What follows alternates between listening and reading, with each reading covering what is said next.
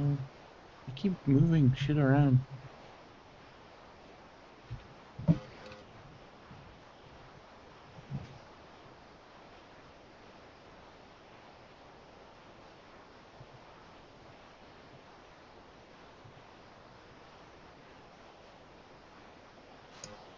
All right.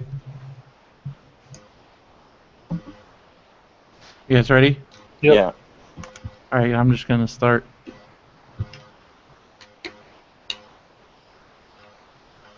Live from the internet, it's Popsicles. We're back. Yep. Execute episode 66. 6. Right? Is this 66? Yes. I didn't even realize that when I had planned what we had planned. I guess that's pretty serendipitous, wouldn't you say? That's the genius of Derek Armijo. Hey, I like hearing that. It was So just it's taken us a whole month to calm down from Comic-Con and finally get in front of some mics. Sometimes it just things are crazy after Comic-Con. It takes a Mhm. while to absorb it yeah. and then to like let go. We weren't even done with Comic-Con when we were in the middle of Comic-Con. Yeah. Now that the dust has settled on a few meltdowns, I could probably elaborate on some of them. The scariest one being when you said you were almost assaulted on the sidewalk, and I was literally trying to think of places to eat because we hadn't eaten yet, but Benson and Andrew ate, and I'm like, well, the quickest and easiest option, I guess, is maybe grabbing a sandwich from 7-Eleven. And when I posed this to a fuming red boulder of a man, Breno, he goes, "I ain't eating any soda," and I was just like trying to keep a volcano from erupting, and that was the scariest moment. I It wasn't literally angry at didn't you, know I what was to just do. angry at the situation. Right, but I didn't know what to do. But we serendipitously again we found the diner that was 24 hours that we had gone to the previous year Love that diner. randomly, and all was subsided. A California burrito was sacrificed into Mount Brendo, and he lays dormant again for another year. yeah. It was Yeah. fun. Well, next year it'll be different. It'll be back to like having a hotel room right nearby, and that makes things. That's like a game changer. Us walking into the mean streets of San Diego at 2 in the morning was never the best times. Yeah. This Plus, particular time, we were super tired, and Brendo couldn't find it, and I wasn't around for when he parked.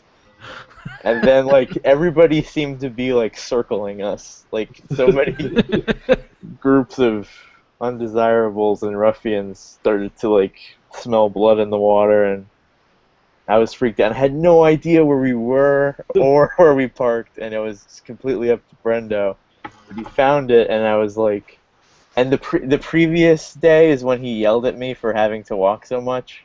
And this day and time, he's like, well, at least you got a little exercise. And that really pissed me off.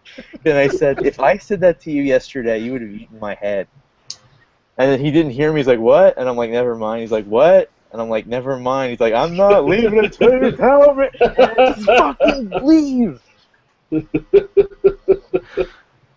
see, that's the thing. After a long day at Comic-Con, and like just being, and like it was hot, and you walk a lot, and then to have to walk like a mile and a half to your car in a not very good neighborhood. In the middle of the not night. it's not fun. So I'm I'm kind of looking forward to, even though it costs more, The convenience of... like walking just right down the block to your, and plus being able to take naps, Yeah, that's good. because I used to take naps. That'll help a lot, and then being able to drop off your stuff and kind of having like that base of operations. Yeah. And then you're more in the party of it anyway. Yeah, because then you can just stay out till whenever, and it's no big deal. Because then you can just roll out in the morning, like half hour before you're, and plus that breakfast. Can't say enough about that breakfast. The Eric gives us a hard time about that breakfast, but next year when he's having that breakfast, I think it's just because you guys are jolly guys. Because we're fat guys. Fat, Like, that's what you're trying to say. Fat is the word you're looking for. Rotund gentlemen. I think it's just like you guys just like free food. But it was by Saturday night. It was like right when the con was closing, and Phil left, and me and Brendan were like, let's have one last night on the town, and then we started walking towards that barbecue place, and we're like, you know what? I don't want to fucking do any more goddamn walk. So we literally just walked to the car and called it a night, like immediately. Benson and Andrew ended up going to like the VIP Where after did they party. go? Yeah, For- Welcome to Night Vale Thrilling Adventure Hour crossover. We went to the after party for that. It was a good time. How did you guys get into that? We were. It was me, Andrew, and David King, who does Midnight Marinara on the Bevy Network. And as we were leaving, one of David's friends flags him down, and I guess 3 of their friends, so like they didn't even know David, they knew someone who knew David. They just flagged him down, like, oh, here, take these, and they gave us their VIP wristbands. Just Wow. it was amazing. That's the magic of Comic-Con. Yeah. Hey, Brendo, that's how it happens. It is. It's how it happens. You got to be open and available. And So what did that entail? Well, and that's how we got Hal Lublin on MBWS. which we recorded and it's up. We recorded 2. We have 2 new episodes. Who and what? We have Hal Lublin. He's a voice actor. He's on the Thrilling Adventure Hour, and he's on Welcome to Night Vale. What does that have to do with wrestling? He was on Matt and Brendo's wrestling show. He's a huge wrestling fan. Because I had kind of talked to him before, and I gave him a card. I said, I'd love to have you on any one of my podcasts. And then right away he said, I want to do the wrestling show. Why couldn't you do that to the ladies? You know how many ladies that Benson was around that he completely rolled into a ball and rolled away from? Did you follow up on any of your ladies, Derek? The you know what? at Comic-Con? What happens in San Diego stays in San Diego. Okay. So, what did this party entail? It was just kind of everyone hanging out in the lobby of the theater. But like the whole cast and the writers of the It was a bunch of podcast nerds and the podcast people. Yep, pretty much, and it was amazing. I feel so bad for those podcast people that have to talk to me with the nerds that like the pod. It's a lot of weird kids, right? It's like I got to be the person who told Jason Ritter that Drunk History was picked up for another season. He didn't know, and I was telling him how much of a fan I was of him on that show. You have to talk to Jason Ritter? Yeah. That's cool. He's cool. We're talking about children of people that are good, not even. But he's good in Parenthood, and he's great on Drunk History. He's not. I mean, we don't root for him on Parenthood. He's do. caused a lot of trouble on Parenthood. I rooted for him on Parenthood. He's caused a lot of bad things. I'd go with him over Ray Romano any day. No, Ray Romano's very Strang-like, and therefore I am pro Romano. He is very Strang-like now that you mention it. So are you saying Strang has Asperger's? I didn't say that. I think he has super hyper... I'm not even saying... I think he's a super being that's above all of us. That's quite possible. I don't like that it classifies every weirdo as having to be on some sort of spectrum. People used to have personality and used to be eccentric, like in the 70s, but now everybody has a weird disorder. Yeah, I don't know. I don't know. What do people say that you have? And then I'll tell you what you really have.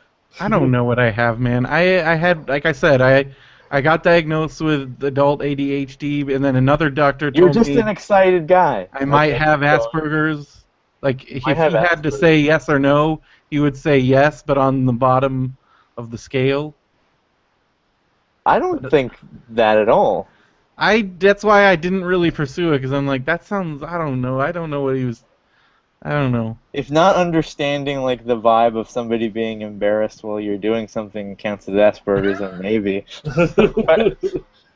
But I think you do. You have that face like you know what you're doing, but you just can't stop yourself. Like when like that time you spoiled Thor in front of the live Popsicles audience. Like I looked in your eyes, but there's this something inside you that said, "No, I'm just gonna do it." I forgot about that. I don't think you have Asperger's. I think you're quirky. You're quirky and excited. We need a pill for that now? Apparently. What do you have, Benson? What have you been told that you have? I have not seen doctors to diagnose my problems. How about physically?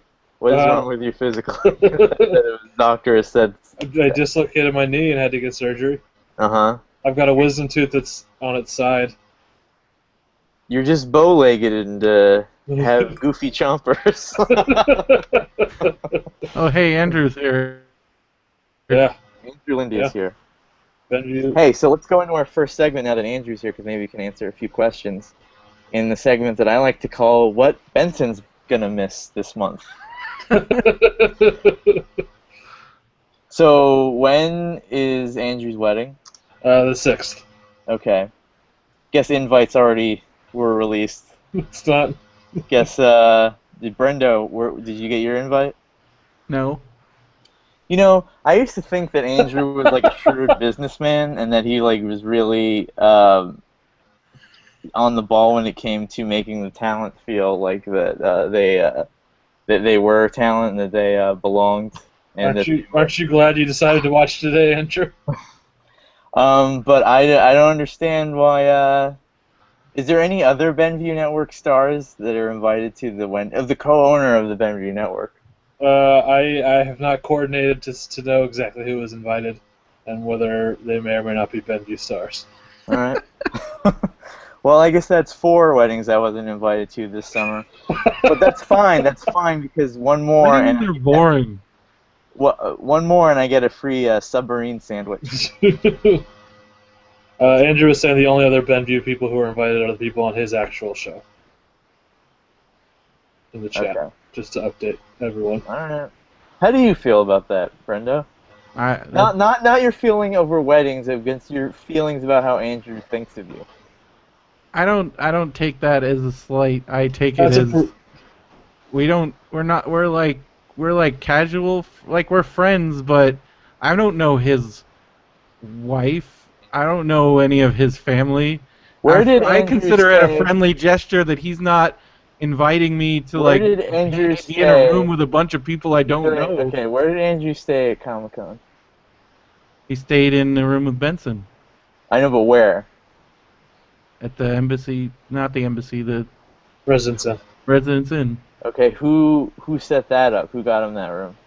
Well, Topher did, but who introduced him to Topher? Me. Okay, thank Benson. you. Yeah, I introduced him to Topher. Okay, but how does it just? It's me. It's tied to me. It's you. I would figure. Forget me. Just make Brendo feel appreciated. I don't consider him inviting me to his wedding, where I won't know anybody, to be like a return of that favor. Okay. And I don't require people pay me back. Okay. For favors. Like, that's not a favor. That's just doing good deeds. Doing things that I would do because I would hope that people do the same thing for me. You're a good guy. Well, keep hoping. And if it's one of those small weddings, like as it is. If it's a really small wedding, like they just don't. You can't invite a ton of people. Because my friends, I've had weddings that are really small. Well, I hope that somebody somewhere appreciates the things that you do for them.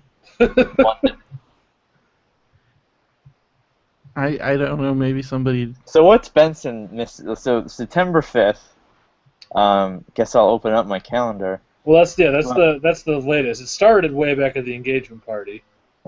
Which was the first Welcome to Night Vale thrilling adventure I could have gone to, featuring a musical performance by John Roderick, one of my favorite humans in the world, who normally doesn't do shows in LA because he's up in Seattle.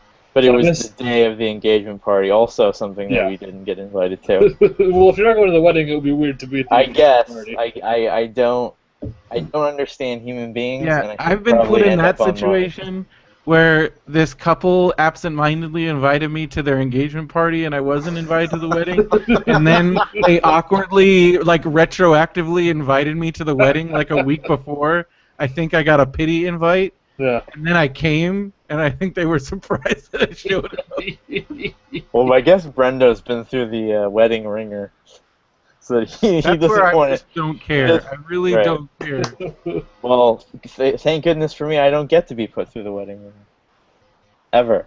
So you miss that. You'll go to a wedding and then you'll be like, you I don't care you about missed weddings. the engagement party, No, I went to the or you engagement went to the party. engagement Yeah. party and you missed your podcast. Yeah. Okay. And John Roderick performing music. Okay. And then Is he the one that sings about the what's that song he sings? he's in a band called The Long Winters. He sings that song about being all of me. No. You're thinking of John Legend. Does he sing the remix of All of Me? Not that I'm aware of. Okay. What song does he sing? He's got a really great song called Car Parts. Medicine Cabinet Pirate. Okay. Continue. He played Not naming songs of his. Just continue. He played in Harvey Danger for a while. That's how a lot of people would know him. I Okay. like that band. What was name 3 Harvey Danger songs, Brendo? Vertigo, Uh-huh. Flagpole Sitta. Okay. Let's hear this third. Oh, dude, I forgot the last. I have that album. I listen to it a lot. I have Smash Mouth Astro Lounge. Ask me 5 songs off of that aren't All-Star. So there's Vertigo, and then there was another. I forgot what the You're other lucky I song's gave called. you Flagpole Sitta. I don't remember off the top of my head, but I said I like that band. I don't have their songs memorized. Okay, go I'm ahead. gonna get So out what the CD. No, that would be cheating. So what happens this time around? So then next, because of the wedding shower, I had to sell my ticket to SummerSlam, where I could have been part of booing John Cena out of the building, which I would have really enjoyed. But that It was not fun. How would you like to be booed out of a building? If I was a wrestler, I would. No. Be fine with it. Why does it count? Why does etiquette? It's part of the wrestling thing. Because You're things doing are your wrestling job. fans Because are. things are appropriate in certain places and not appropriate. If you're Tom Jones on stage, it's appropriate to get panties thrown at you. If you're the president of the United States, it's not. You do different things for different speakers. But the panties thing is a good thing. The booing makes people feel awful and bad. Not if you're a wrestler. Okay. So you think a wrestler is beneath the class of human being? I, for one, think that a wrestling fan is underneath A the lot class of wrestlers human are being. trying to get booed. Again, you're talking about something you don't understand at all, and you're just being a dick about it. Okay, so you had to sell your ticket to SummerSlam. Yeah. That sucks. That's really bad timing. It was. How much was your ticket? It wasn't that expensive, was it? $45. Okay, and you were leaving another friend in the lurch. Poor Brendo had to It was go fine. alone. Well, I he went with you've met Jesse before, right? Yeah, I went with. Well, I hadn't met him in person, but I knew who he was. But you'd rather go with Benson. Well, of course I'd rather go with Benson because he's my wrestling buddy. Yeah. Well, there you go. Okay, so But now I have like a new wrestling buddy. so Lindy's reign of terror continues. Go ahead. So then September 5th, which is the rehearsal dinner and all that, we have a live Dead Authors podcast, one of my favorite podcasts, hosted by Paul Tompkins. How many podcasts are your favorite podcasts? I would say, well, honestly, that's why this is a reign of terror, because there's like 4 of them, and 3 of them are involved Okay. in what has happened here. You're missing Dead Authors with Paul F. Tompkins. Paul Tompkins, my favorite comedian. The guest is Matt Gorley, who you've seen firsthand how much I love Matt Gorley. But I haven't seen firsthand. because he wasn't there. We haven't seen Matt Gorley firsthand, but you've seen my love of him firsthand. Right. But we were going to see him firsthand, but then we didn't see him firsthand. Because of Now yeah, Andrew's so saying, what's the next thing? Because he can schedule more things. oh boy. So Matt Gorley's going to be there as Ian Fleming. I've heard his Ian Fleming impression before. It's hilarious and awesome. Isn't it weird that you're mad that you can't go to your friend's wedding shower because you want to hear a guy do a voice of Ian Fleming? Well, listen, I know this because it's been announced. He's also going to come out in the blue terry cloth robe that Sean Connery wears in Goldfinger, which sounds amazing, and I wish I could be there for that. At what point are you missing dates with ladies? Those have never been scheduled. And the point is, listen, there You was might never meet ladies here. there was at never these- any these question wedding things. that I am going to the wedding things because of love of my friend Andrew. But, And where you Bridesmaids that you can. yeah, where you might meet ladies. uh-huh. Would you rather? Okay, this is great material that we have here. Would you rather meet a nice lady who you might have a romantic bond with, or would you rather see a man do an impression of the guy who created James Bond? Well, if that scenario, then I would rather meet the nice lady. But you can't guarantee that I wouldn't meet the nice lady at the Dead Author show. You're not gonna meet her at that probably, because weddings, romance in the air. Yeah. Girls ticking clocks about like how long they could last without being tied down, branded in society as an old maid for not being. Especially single bridesmaids. Yeah, they're desperate. And I'm not saying they're desperate. I'm just saying that's no bash on Benson. I don't want to disparage ladies here. When I say that Benson is settling material, that's disparaging Benson. But I don't care about disparaging Benson. I'm just trying not to disparage ladies. Well, you saying that no lady has ever been desperate? I'm just saying, like, I don't want to perpetuate the stereotype of desperate. And they might be here, and a desperate person and settling material. That's a great equation for love. Yeah, it sounds like it. It's a great equation for Benson. Yeah. So, is there? I think you should just make the most of it. I'm sure he is. He has no choice. There's no conflict here. I'm going to all the wedding stuff. It's not. Anything on the actual wedding? Not yet. But who could say? Here's something that angered me that Benson said. Yeah. So. Because you didn't seem to realize that I was making a joking exaggeration. No. No, there's no joke there, because he said that he equated a David Bowie comeback concert to this guy doing an impression of James Bond in a robe that looks sort of like the one that a James Bond wore. Yeah, because I was exaggerating for humorous effect. I thought it was funny. I was saying, oh, things keep getting more things I'd like to see. The wedding's day. Just saying things that he would like to see, Derek. You're just reading way too much into this. I think that's the way he thinks. No, it's not.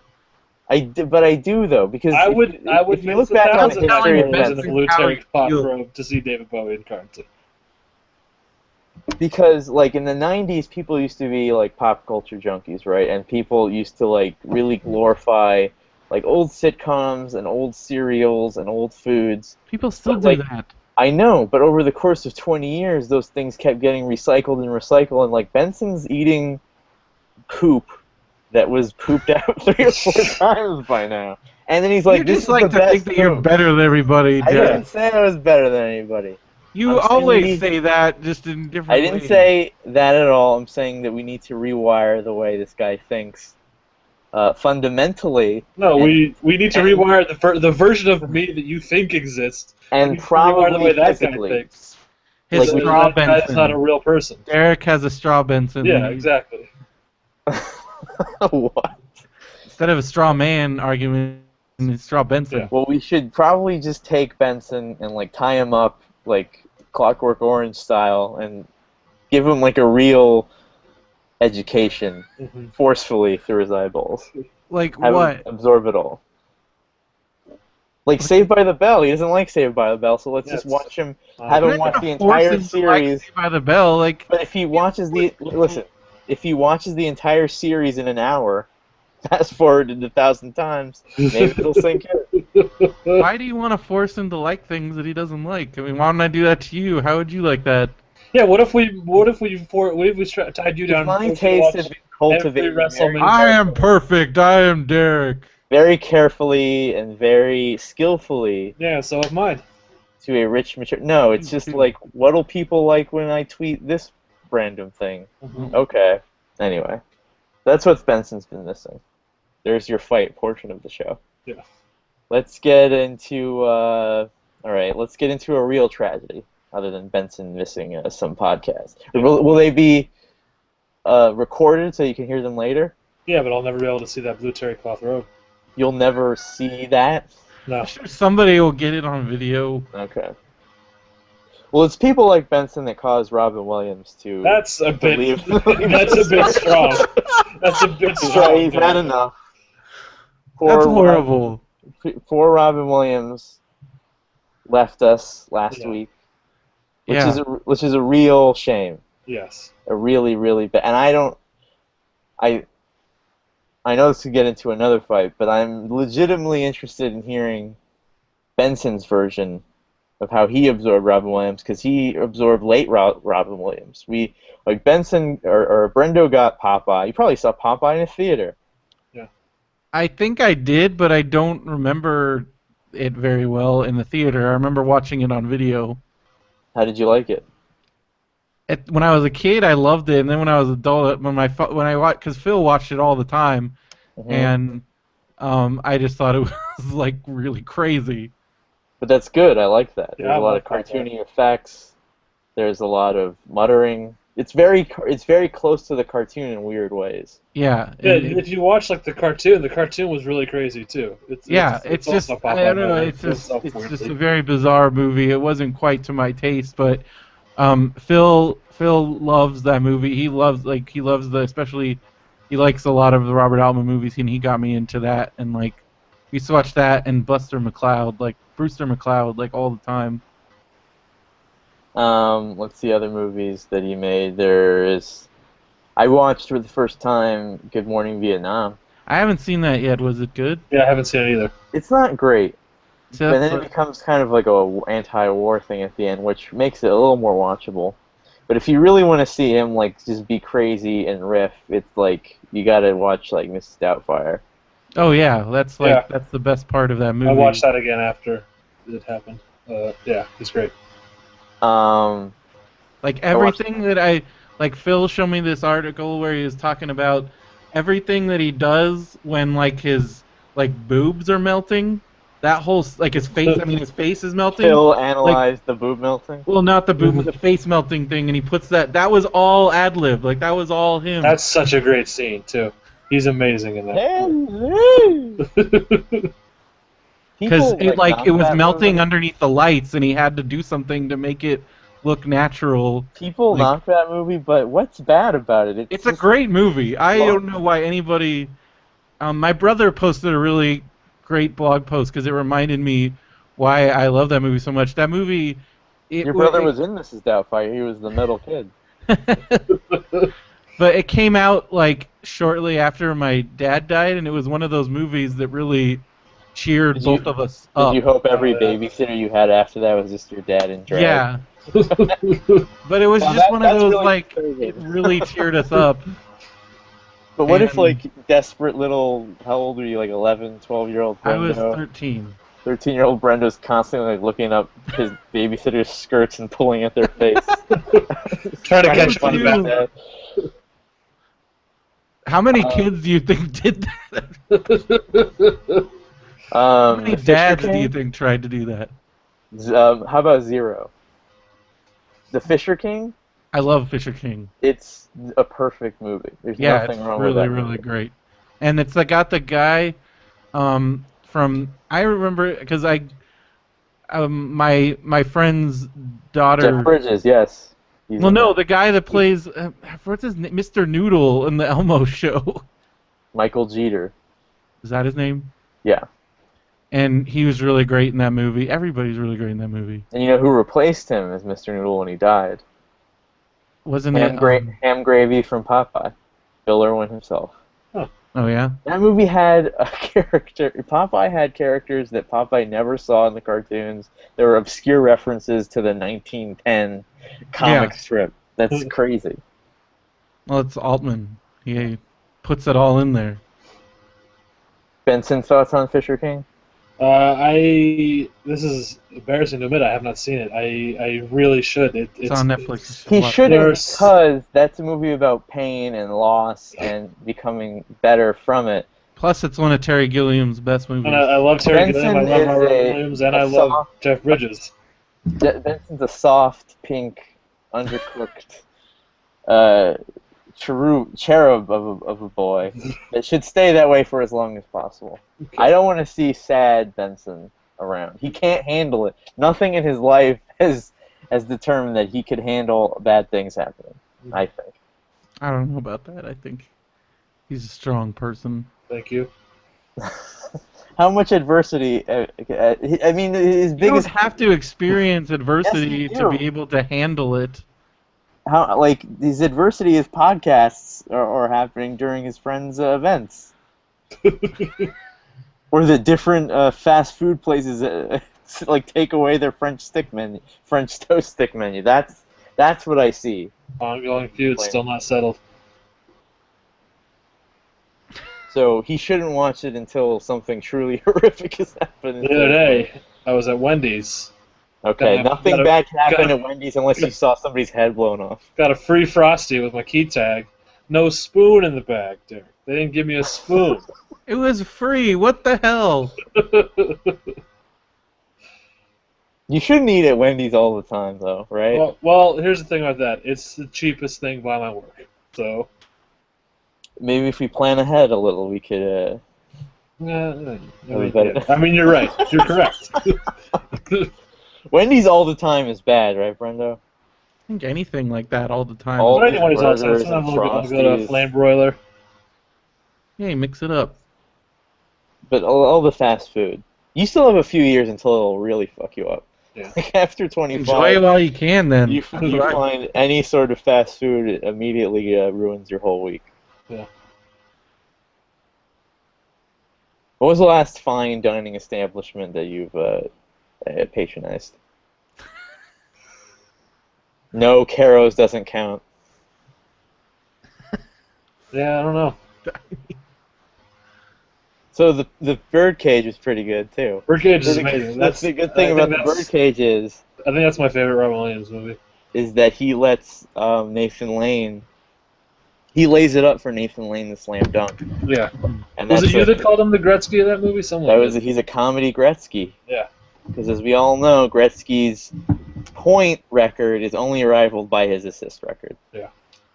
In any movie, he did the thing that was needed for the movie. The things that made him so watchable all the time. It's weird because if you see a trailer, the entire movie is spoiled because it's one of those unfolding movies. Yeah. So in the beginning, you think Robin Williams is cheating on Nathan Lane, and then you think that what's that lady's name that plays his mom? Oh, Diane Wiest. That plays away whose mom? The boy's mom. Christine Baranski. You think she's gonna pose as the mom, but you know that this movie's gonna end with Nathan Lane being that mom, and they just don't. We the audience know that way before anybody else does, and so a lot of the movie becomes subterfuge when you already know what's gonna happen. That's the only problem with it. Don't watch the trailer to Birdcage. Yeah, if you have no knowledge of Birdcage, don't watch the trailer. But the trailer has been burned in me so much. I think even on the cover, Nathan Lane is a lady. So I didn't think he was going to be a lady just for a night. I thought they were going to prolong this over a weekend or something. Huh. Anyway, needless expectation. Didn't need it. Yeah. What else did I watch here? I can tell you what I watched that has been a subject of controversy on Popsicles before Robin Williams passed away. Okay. I threw away my dumb, childish spite against you two, and I watched Hook. And it was amazing, and you guys were right, and I was wrong. I don't even know. I'm speechless. Childish spite against what? Against people like you telling me I should watch Hook. You should watch Hook. People like your friends telling you might like this good thing. Listen, I'm telling you right now. You guys were right. I was wrong. Hook was amazing. That's all well and good. I wonder what he would be saying if he saw this before Robin Williams died. That's great, Derek. See, this is why I had that spite and didn't see it. Is because you say things like that. Right, but don't you agree? I think he still would have liked it. Right, but I want a true assessment. What you're saying right now is your distrust and hatred of me is greater than your love. It's not anything. You distrust me more than you trust that Hook is such a good movie that I would admit. It's not distrust. That's what you're saying. Anybody that watches any Robin Williams movie for the first time this week has that going against the movie, don't you think? That they're going to see it just through a little bit rose-colored glasses? Well, yeah, but that's not their fault, and that's not necessarily a bad thing. Fault. Most of the things that Benson does is not his fault. It's his I watched Toys again. That's what I've never seen Toys. Actually, you know what? I was pretty fair against... That's what I love about it, is it's so fucked up. I was pretty fair against Good Morning Vietnam. But to be fair to me, I'm constantly fair about everything. Yeah, as Eric, you have to watch Toys. I will. I would. feel like you would Well, either. I don't know how you're gonna react to Toys. You I know feel like what? you're gonna love it. Sometimes when I finally get around to something, I realize that somebody telling me that it was bad has kept me from it for years when I shouldn't listen to anybody. You ever feel that sometimes? Whenever I watch something that I haven't watched, Yeah. I'm like, oh, why didn't? But I Well, don't I'm know. There isn't listening a to lot out there that I haven't watched because somebody told me it was bad. You should always just watch something. I'll watch something, and then there's things I haven't watched just because I have no interest in watching them, and then eventually maybe I'll get around to watching it. Toys has a Super Nintendo game. I Yeah. really fucked up by getting a Genesis as a kid because all Well, the that movie game, the games, game is just as crazy as the movie. all the movie games went to SNES. Yeah, but so many of them are horrible. But I don't care. I just like playing movie games. I get bought that. the I Lost get it. video game a couple weeks ago. The what? The Lost Via Damas. Oh yeah, that game I haven't played it. I think I would like it, but it's very divided. I just told you never to listen to anybody, and I still agree. That being said, it is probably the worst video game. Yeah, it's really in my terrible. life. I played it when it came out. It was. I want to play it, but I would be super mad if I paid $60 to play Yeah. that game. I paid $4, and I'm still kind of pissed off. I was lucky that I worked at Blockbuster at the time, and I rented it for free with my Blockbuster employee, whatever. And I'm not. but yeah. Go ahead. No, it was bad. Yeah, I'm also glad I did not pay full price or any price. I'm not even sure if it's years of open world gameplay that got me really steamed at it, but it's literally you try to walk into every bush and you can't because there's a wall, and it's just very clearly defined where you need to go. Most of the voice actors are sound-alikes. Yeah, and not good ones. And none of the questions you have to ask them at all lead to any sort of different pathways. Like, it's all such a straight line. And I'm currently at a level where I have to find my camera. There's like a remember button, like you keep flashing back into flashbacks, and you have to. The gameplay is you pressing remember. that's really stupid. And I have to find my camera, which is somehow in the cockpit of the plane. I think because they confiscated it. Okay, because they wrote that the what's his name? Damon Lindelof and Carlton Cuse. They wrote the game, or at least the story for the game. And I'm trying to, and I just traded 5 coconuts for a torch to Michael. Hey, you went to the panel for that new Carlton Cuse Roberto Orci show. Nope. Which one was it? Incorrect. I thought it was in the same day you guys were in. It was before the community panel. Maybe Carlton Cuse wasn't there. Maybe it was the show. I just think didn't realize Scorpion is that's those guys. Scorpion? Yeah. Oh, that's a Carlton Cuse joint? I think so. I enjoyed that pilot also. So I traded 5 coconuts for a torch, and I go into this. Who did you trade that to? Like to Michael. And then who's like the weird? It's like why is Michael hoarding the torches? He's making the torches. It's so dumb. So I go into a cave, and I can't even use the torch. I can't even find it in my inventory. So I use a lighter he gave me, which burns my hand every 10 seconds, so I can only hold it for like 5 seconds. And I keep falling into a pit, and I can't get out of it, and I threw the game into the garbage, and I can't finish it. Because I keep falling into this stupid pit. That was pretty much my exact experience with the game, Derek. So I forgot how we got on the video games. Or the Lost video game. We were talking about things that people told you were bad and you shouldn't listen to. And then you said they were right about the Lost video game. Well, I never heard anything about the Lost video game. Okay. Because I heard mostly I'd watch bad Toys. Things, but I'd watch Toys is what I'm saying. I thought it was going to be like an in-between season story, but it's the beginning.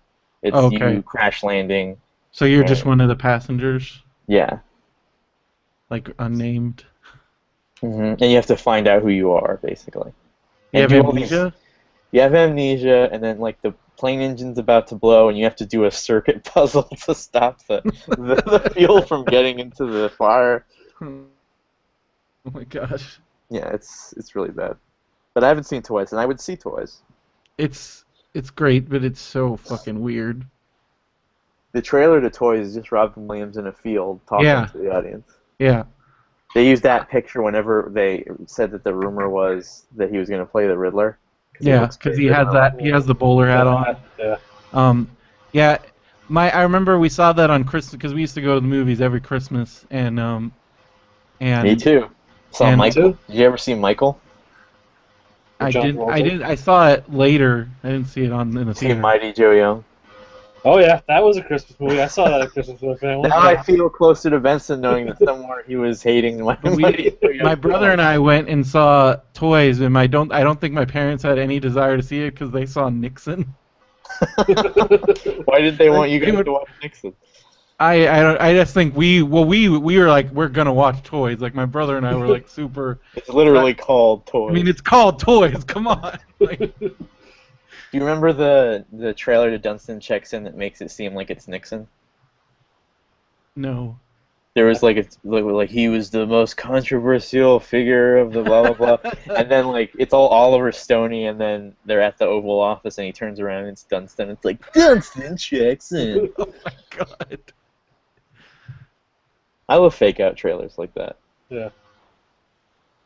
Now you can't even, you're never surprised by a trailer. Remember the Austin Powers one? Oh yeah. It's thinking it's Star Wars. Yeah, and he turns and he's like, "Oh, behave." He said what? That's surprising that he would say that. Yeah.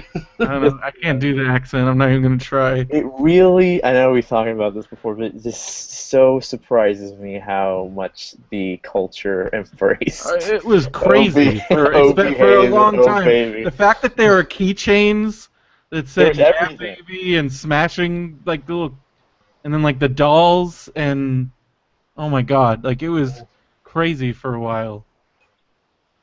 Well, rest in peace, Robin Williams. Still gonna keep watching the movies that I haven't seen him in. Yeah, I gotta do Yeah, that. there's a bunch I gotta see. I haven't late- seen World According to Garp. Like I need to. I watch was supposed to go this week, but I ended up doing something else. But ArcLight had movies of his all week Mhm. for $8, and it all went to charity. That's really I cool. haven't That's seen nice. the outpouring of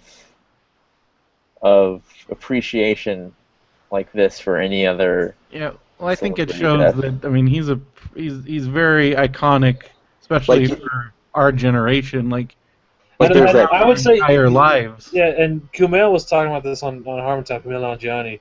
I don't know why I just used his first name there, but I he know who like you're talking about. In the spirit of Robin Williams, I will not make fun of you for that. Thank you.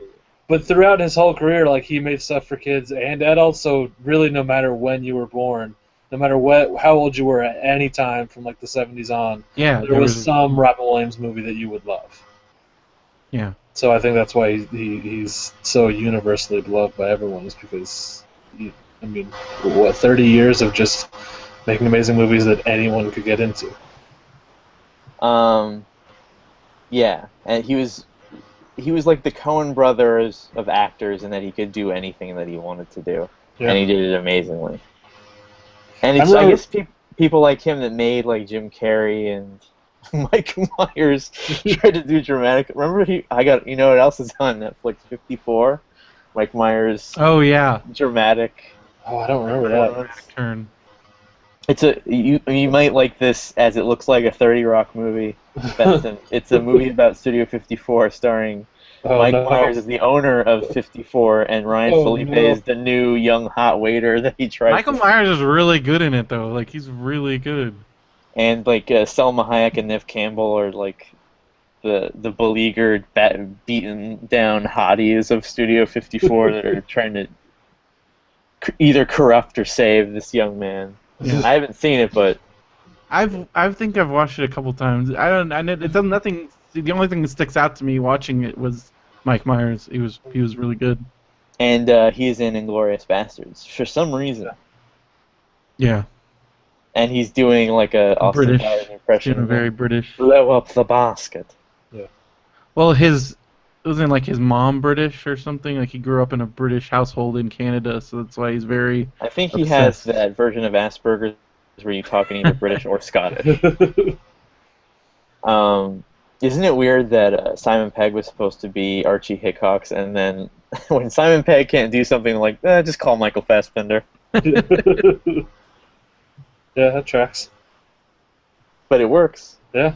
I was kind of worried about that movie because at the time they're like, well, we can't get Adam Sandler to play this role. Get Eli Roth.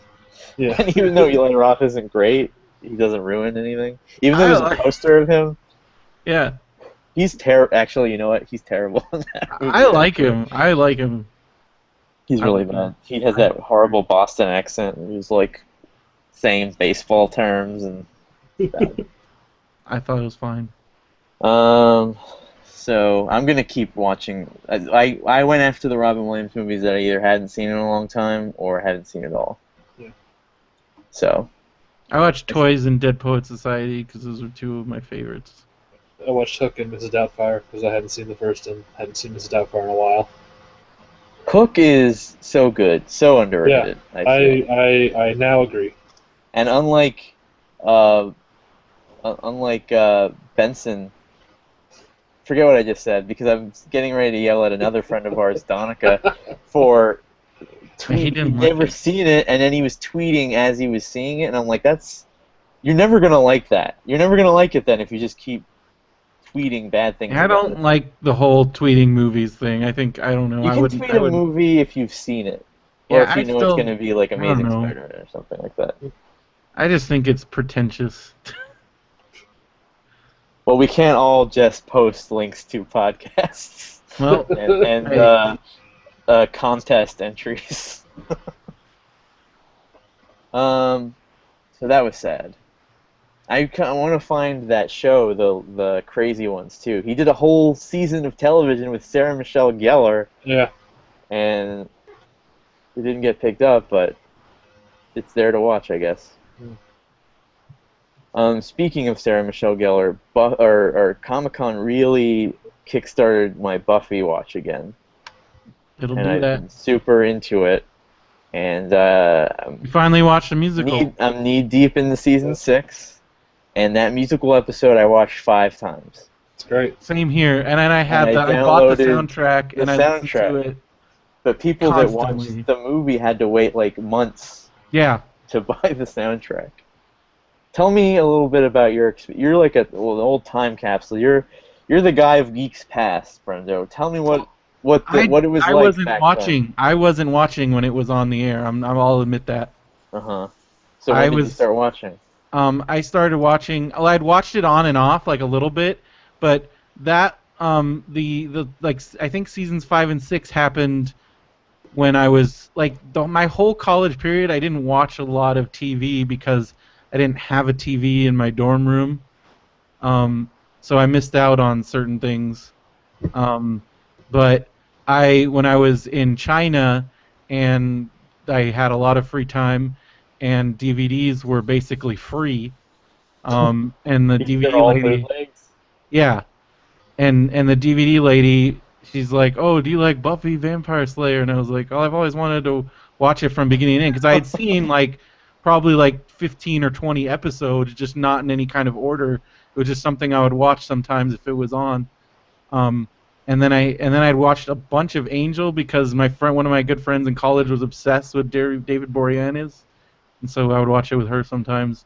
But so then I watched it. I consumed it all within the span of a few weeks. And then I was obsessed, to the point where when I got back from China, I bought every because they have a ton of books.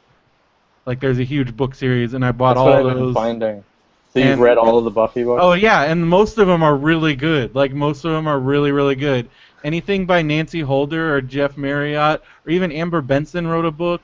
Oh no, she wrote a comic. Oh, I got all the old comics. This was before season 7 comic came out, but there's a Dark Horse comic series. I have all of those. I bought the script books.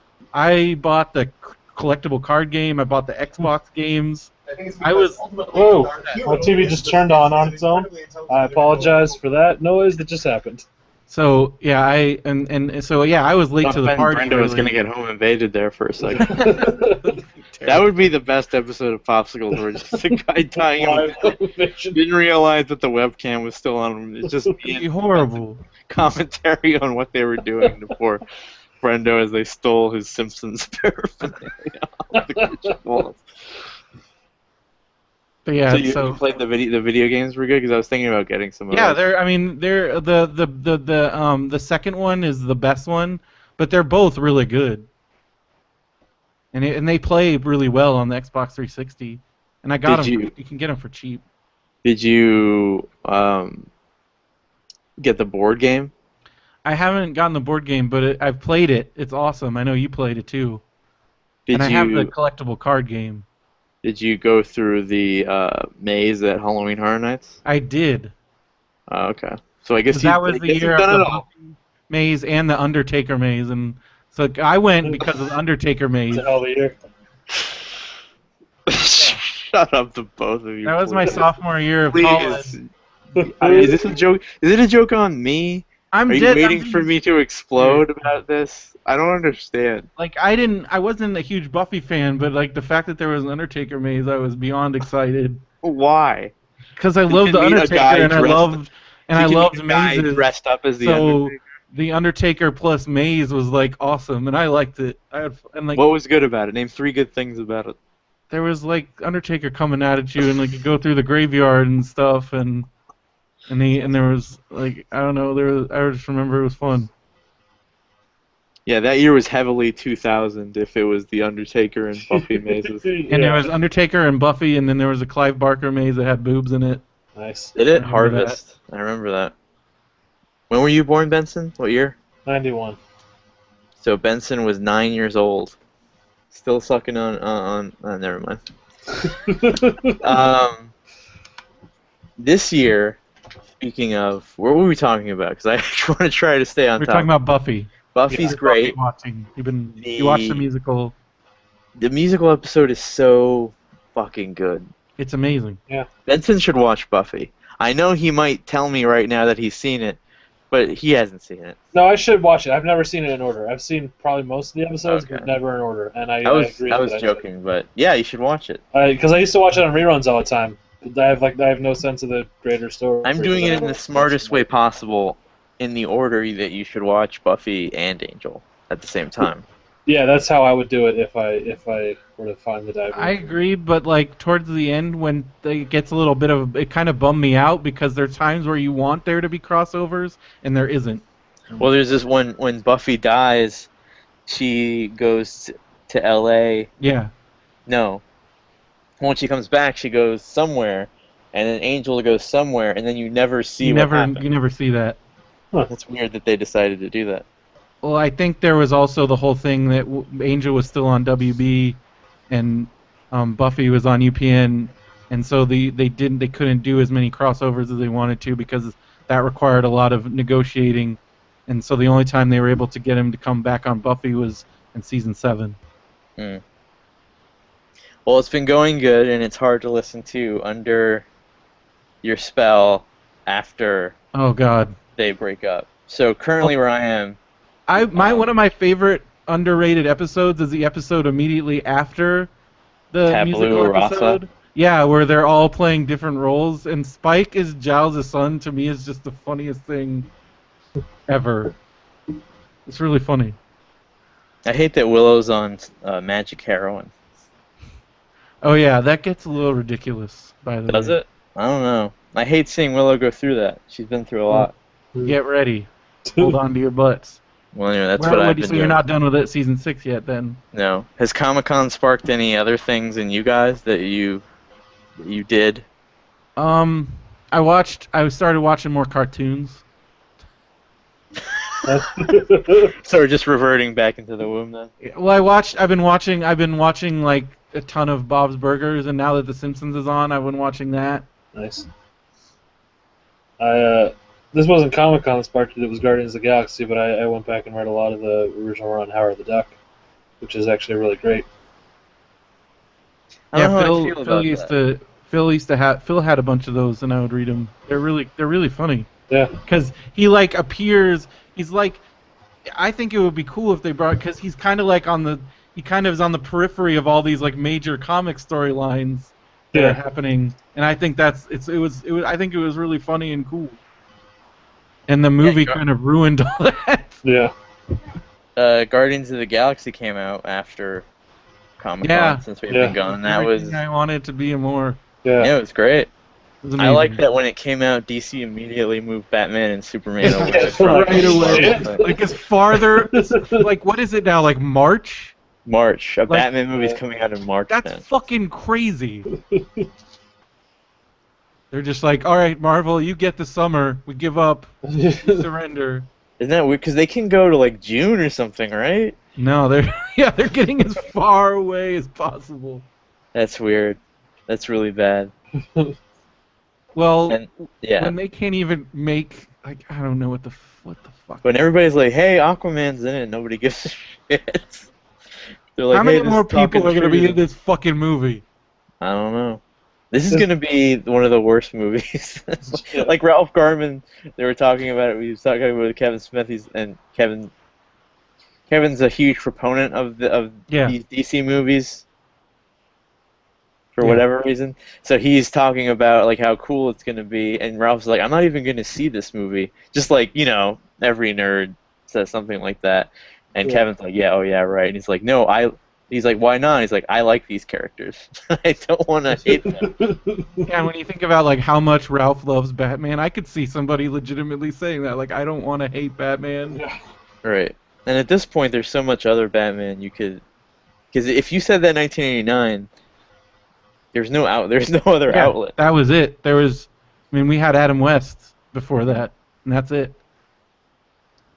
So yeah, that happened. So speaking of Halloween mazes, Universal's pretty much announced all of the mazes that are going to be there this year. Very disappointed. Are you? I mean, I'm excited about the one. I'm excited about American Werewolf in London. There's there's too many like gimmicky mazes. Like what? There's one, the Face Off maze and the Slash maze. But they've always had some sort of. Yeah, and those ones can rock be and here. roll I guy. actually was impressed with the rock and roll one last year. Wasn't it Black Sabbath? I think so. That was actually all right. And there's been Alice Cooper and Rob Zombie. And... With varying, I don't know. I'd rather have some cool. I don't know. Conan might have something in the maze because he's so Slash oriented these days. So Slash is cool. I like Slash. I think it'll be. I mean, I was hoping for. Out of all those guys, though, Slash is the least Halloween related, though. He doesn't have any bat related imagery in his act or anything. He just wears black. Other than his name is Slash. And his name's Slash, and he wears maybe so. There's gonna be like guys in top hats coming at you. That's gonna be funny at least because there's always versions of that. I'm excited. It's just there's always versions of the musicians coming at you. So there was Alice Cooper's, and there was Ozzy Osbourne's last time. So there's gonna be Slashes coming out. Like some giant Slash on stilts or something. Yes. Well, let me be sure. You gotta make sure that we go before I leave. When do you leave? October 19th. October 19th, and then you're in Austin? Probably. I mean, that's when my lease is up, so I'll be moving around that time. But does your work know that? Yes. What do you mean? Okay. They're the ones that are arranging the move. Oh. Are they in league with your people that own your lease? No. So. It's just that happens to be when my lease is up, so I'm like, I guess that's when. So I told them that's when I need to be in the process of moving. So you're in Austin soon then? Yeah, probably. And your air conditioner still doesn't work. Yeah, I gotta get that fixed. I was driving around in Brendo's car at 75 degrees, and it was like I was being slow broiled. Brendo's gonna die in that thing. Well, I definitely have to get it fixed before I go. It's a dry heat. Because I will die in that car if I Not in Austin. There's From Dusk Till Dawn. Oh yeah, I'm excited, but I think that'll be cool. There's Alien vs. Predator. That's right. I forgot about that one. That Only could 10 be. years too late. Yeah, I'm just excited about an alien themed. I think that would be cool. You definitely can't tell what fucking year it was this year. Like, you can Yeah. tell in 2000 Buffy made, but this year it's like Alien vs. Predator, From Dusk Till Dawn, and whatever the hell Face Off it. That would be better if it was Nicolas Cage and John That would Travolta. be amazing. If we were in a super prison. Oh, it's the TV show Face Off? Yeah. When you said it, I thought it was John Travolta and Nicolas Cage. Well, why didn't you ask any questions about that, Mr. Nicolas Why would I be Cage bummed fan? about that? Yeah, he wasn't listening. You didn't think that. I honestly did, but I don't know. Mazes are not my thing. I was kind of zoned out. What is your thing? The Wendy's Dennis drive-thru is should his go with thing. us. You would have a The fun time. Wendy's drive-thru and complaining about it is his thing. That's all I see him do. And the thing is, Twice you in a know row, what's they weird? didn't give me a straw, Derek. There was no straw with my drink. Oh my God. It's weird that he's so passive-aggressive against something that he loves. Like, he'll tweet Wendy's, "Hey, you didn't fill my soda all the way to the top." Like, what kind of entitled bullshit is Listen, that? That was a private post on Andrew's wall. Because That's not a private post. You tweeted it. No. I tweeted So about everybody could see. I So tweeted- everybody knows what you're up to. I tweeted about the straw thing to Wendy's. But what is not filling it Wendy's up all Twitter the way. corporate account going to do? You need to go to that store and be like, hey, I would like an apology. An apology. Lindy is asking about if you sent in your Yeah, that's not RSVP clearly for not the for wedding. the show. That's just a personal matter. Oh. It wasn't private. How did I Wait, if see you're it? the best man, why are you making your best man RSVP? It's all fuck. This generation's all fucked. You don't. That's stupid. That's where weddings get stupid. This RSVP bullshit. This is literally I Love Lucy plot lines taken and put in the. Oh, you don't get to go. You didn't RSVP, but I'm the best man. It doesn't matter. That's weird. Andrew didn't come here to be attacked, guys. Why? Well, that's what he's getting. I'm sure I'm sure that whatever.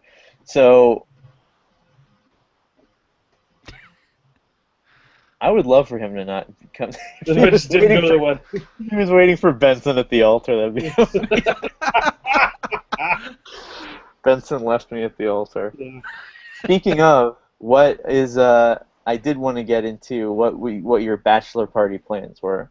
Well, Andrew's here, so I'm not gonna say. And I secret? wasn't counting on that. And then I was gonna use the excuse that Andrew probably doesn't listen anyway. But I know that Andrew does listen, so I would have. But you have things planned? Yeah. I guess if we're not going to the wedding and if we're not invited to the rehearsals or engagement showers, that we're not going to be going to Chuck E. Cheese that night. No. Well, I'm very curious to hear what happens because it's all you planning it, right? What is Pocket Casts? Pocket Cast is a very popular podcast act that Sickles is not on because Okay. we've got some. Well, yeah, that's why Andrew keeps trying to get you to put the show on our Squarespace feed. I'm not putting it on the Squarespace. I paid for this hosting. I'm not gonna. Well, your hosting is not working because it is not showing up on Pocket Cast. So, Well, I sorry gotta to all think. the Pocket Cast listeners out there. Also, Brenda, what do you think of iTunes? What about iTunes? Well, what do you think of it? I don't use it, but a lot of people use it. But what do you think of iTunes? I think it sucks. Then why does it show up on my feed that Brendan Creasy likes iTunes all the time? What? Brendan Creasy likes iTunes. That page comes up on my feed all the time. Oh, I think I liked at one time, probably like 8 years ago. You don't like unpush the your page. likes? No. I keep current all the time. Yeah. See, even the evil Andrew Lindy says that it shows up on his feed as well. Please keep your likes updated. Hey, it Brendan. shows me that Andrew Lindy likes Facebook, so don't be. Yeah, that's true. You do like. Yeah, you Facebook. pressed that you liked Facebook. I'm sure I did at a time when I get bored. When you were- When I get bored, I just like to like things. I like rating things and liking things. Okay. Good activity when I'm bored. Well, why don't you just go on Wikipedia and learn things? I instead do of that liking them? too. Did you know that Darth Maul originally had feathers? No, I didn't. I I'm learned gonna that. read about that. I googled Darth Maul, and I was reading that George Lucas is like, I want this to be the scariest thing ever. And then the costume designer misinterpreted feathers as horns, and that's why they're horns. And I'm like, did George Lucas think that feathers were like the most horrifying thing that he could think of? Can you imagine that character had fucking feathers on his head, Brendo? Instead of horns. That would have been so weird. His name is Darth Bad, because Maul means bad in Spanish. Yeah, but that's There was- M-A-L. Maul is like, I'm gonna maul you. I know, but he said that's why I named Darth Maul Darth Maul. There was Well, that's one stupid, because he didn't even there's spell one- it right. Darth Maul-like villain in the Clone Wars that I saw a statue with, or a statue for at Comic-Con. It was like execute Mick Badhorn or something like that. It was really bad villain names. Anyway, gone to fucking Benson and Wendy's yet again, and I don't know where we were. So the Halloween mazes. I'm excited. I mean, American Werewolf in London alone. At least they're all different this year. Yeah, that's cool. carryovers. Or except for Walking Dead. We Walking don't Dead's have to- back again. But we don't have to deal with that, like, Danny Trejo maze. I forgot about that. What was that called? El Cucuy? Yeah. I I like Not Scary Farm. Derek doesn't like Not Scary Farm. I go to Not Scary Farm every year. like fake being afraid, not real afraid, from all the gang members that go to Not Scary Racist. Farm. Thank you. Why is that racist? What did I say that was racist? Because you What think did I say? it's fine stereotypes that there is gangs at Knott's Berry Farm. But and how not is that Universal. racist, being afraid of a gang? I guess I didn't mean racist. I meant being a judgmental person. Okay. 'Cause it's not. I feel like there's just as much hoodlums at Universal than there is at That's racist. Knott's. Because you know there's a huge black population that works at Universal. Yes, that's exactly why I said that. I've been to Not Scary Farm. I didn't fear gang violence. It's fine. I They don't have think metal you know what gang detectors. violence is. I think we should force him to watch the little The Shield, that episode where the police captain was forced to suck that drug dealer's dick. So this is what reality is, Mr. Poof, Mr. Free Frosty with no spoon. You'll wish that they didn't even give you a cup if you were forced to blow some drug dealer. You will wish that they put it in your bare hands.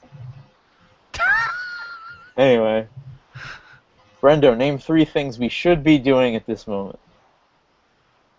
What? Name 3 things that we should be doing instead of this podcast right now. I don't know. On Saturday, I was gonna go to a house show. It was a wrestling house show in San Okay. Diego. Poor We could choice, be- number 1. Watching The Simpsons. There you go. We should be watching The Simpsons Marathon. But I was They're doing in like it the before best recording. part. I know you don't have cable, so you probably have no access to this Simpsons I Marathon. do. I have FXX now. You do? Yeah. How do you have that? I still have access to Have- my Uverse account. Oh. Your Universe account or somebody else's? Well, my old roommate's Uverse account that he Have you gave me. given $1 to a corporation this year for your entertainment? Yes. I pay for Netflix, WWE Network, and Hulu Plus. I And wish that you would my stream. internet. I wish that you would steal WWE and pay for cable. I wish that you would do that. I don't want to steal. I can get the stuff that I get on WWE Network if it's. Has people figured out a way to illegally pirate WWE? Well, there were people on the internet. They found out that there wasn't a limit to like how many accounts you could, like how many people could be logged in on one like account. Netflix. To the point where now they've limited it because of that. So the wrestling fans are more untrustworthy than Netflix fans. Well, wrestling fans are notorious. Like that's Just one of as the, untrustworthy. like that was one of the reasons why they made the WWE Network, to try and get people to stop pirating pay-per-views. Worked on me. Because yeah, me too. To be honest, But if you liked wrestling so much, why wouldn't you pay to have it continue? because the pay-per-views were expensive as fuck, and if Well, it was well, like if you there's really nothing liked worse it, you'll than work paying for it. $40 and then having it be really shitty. That like got me very angry. I would argue the fact that any sort of WWE Network program that you're you just- receive of would be. course, 'cause you don't like wrestling, but like, what if you paid like $40 to see a movie that sucked? But you go in because it interested you in the first place. But then it might suck. Well then, buyer beware. You risk buying something. Well, shitty. now I'm buying it, and it's good. all good. The Simpsons FXX, every Simpsons ever marathon, will last 12 days. Yeah. Play 552 episodes, and started on Thursday morning, I think. Yeah. And it's been on in the kitchen at work, and I need to really be aware of who sees me in there and how long I spend in there. In fact, somebody made a comment. I'm like, just don't notice that I'm in here, please. And then I am on the best friend you'll have during this marathon. Actually, the Good Simpsons episode ends around midnight on Sunday, so it won't last that long. But the best friend you could have is the Every Simpsons Ever Twitter that's tweeting and retweeting the creators watching the show with you and other people watching it, and good quotes and cool little meme pictures, and also the schedule of what's coming up. So I was planning lunch breaks over it and planning breaks and when to pop in or not. And then Friday around 4 p.m., some idiot walked in and is like, hey, is anybody invested in this? And switched it to preseason football. I've never wanted to kill a person more in my life. I never wanted blood shed more in my life. How unfun is it to not watch? What are you doing? This never happens. Football always happens. Watch football in your own time. Well, I didn't say any of this because that football game only happens once, whereas those Simpsons episodes. Don't preseason games not count? What? Don't preseason games don't count? They don't, but some people that like football, I could. What side were you about to take that upset Benson? So. The football guy. It sounds like he's against you. I'm not taking his side. I'm just giving an honest argument. There's no argument. I just can understand where he's coming from. Okay, let me count how many football statues you have behind you. That's 0. Okay, let me count. Don't say anything, Benson, so I could see it. Make a noise, Brendo. What? Okay, thank you. Let me count how many Simpsons paraphernalia you have on there. Okay, 1. Okay, 2, 3. So that's 3 more than football. There's What are you 4. talking about? You're loyal to Simpsons. And Yeah, I'm just trying to. I don't know what I'm trying to say. There's actually 5 Simpsons statues. I'm saying it's unfun to do that. When it would be great to have Simpsons on in the kitchen for 12 days. I would never want to be that guy that just interrupts a good thing and to be like, oh, what's and then some guy's like, yeah, I guess that's enough Simpsons, and I wished impotence on. There's never enough Simpsons, especially. I know. That's just if I had a TV at work, that's all that would be on right now. Permanently. But I've been watching it all week, and I've been waking up to it and falling asleep to it, and I forgot how it holds up better than anything has ever held up. Absolutely. In my life. I agree. Yeah. I've never seen anything that has so much comedy concentrated into every minute of the show. It's constant. Even just little tiny side things, it just reminded me there was an episode, the episode where Homer has a heart attack, and at the very beginning, there's just this scene where Maggie dips her pacifier in oatmeal and is feeding it to the dog and the cat. It's just little tiny things like that are just so funny. That's weird. Is it wrestling that made you think of the lowest common denominator jokes in the show? Well, I'm just saying there's just all kinds of funny little stuff. That a baby fed an oatmeal to a dog and a cat. There were jokes about because I just watched Bart Gets Famous where he accidentally says a catchphrase that catches on and makes him famous. I didn't do it, boy. Which is such a great before its time framework of what fame is because Bart records an album. Now the whole world is I didn't do it, boys. Bart records an album and he's doing all these appearances and stuff. But Bart's biography comes out really quickly, and Lisa's like, "This isn't your biography. This isn't even about you." He's like, "Look, I'm on the cover." He's like, "This is mostly about Ross Perot, and the last 2 chapters are about the David North trial." It's stuff that I wouldn't have gotten when I was a kid. Oh yeah, that you're getting now. Not as good as Maggie feeding oatmeal to a dog and a cat. I was just trying to point out that there's always little fun things. Like, remember But when Vanilla there's a Ice lot is- of sex jokes too that I didn't get when I first watched, like when I was a kid. Remember Watching. Vanilla Ice's biography came out like immediately following his fame, and It was all bogus. it was all saying that he was from the streets and stuff, and it was like lies. I Yeah. watched the one where Milhouse gets a girlfriend, which is something that they definitely would never do now because they make Milhouse seem like such a pariah now. Yeah. But it was sweet to watch. Like I managed to see like all the ones where like Bart gets girlfriends and Milhouse gets girlfriends and Lisa gets a boyfriend. But they also had an I Didn't Do It Boy hotline, which is a great like throwback to everything had a hotline. Well, yeah. There's the episode where like Lisa gets addicted to the Corey hotline. Yeah, there was Corey hotlines for real. There was wrestling hotline, so you could call Hulk Hogan. There was Freddy Krueger hotline. There was hotlines for everything. Well, that's my story that you like to make fun of. Is I got in trouble for calling the Easter Bunny hotline. But when the girls called it, it was just Barney saying, "I didn't do nothing." Yeah. Yeah, that was a great run of anytime a celebrity needed to be there needed to be an imposter, it was always Barney, and it was always funny. Because he was like fake Krusty at one point. Yeah, I'm Punchy the Clown. No, Bart. There was a bunch that I owned the first 6 seasons, and there's tons of stuff that I missed, like the Itchy and Scratchy movie one. I caught the tail end of, and that was also a great portrait of what it was like to be a kid that wasn't allowed to see a movie. Yeah. I remember there's this great, very poignant, kind of painful scene where Bart is reading the Itchy and Scratchy movie novelization. Bucket. I remember that happened when I couldn't see Wild Wild West. Wild Wild West book, which is a lot more nuanced than the actual movie, actually. They really go into his slave family and them dying. That's a weird episode for me too, because I was not allowed to watch The Simpsons as a kid, and I was always trying to sneak and watch that.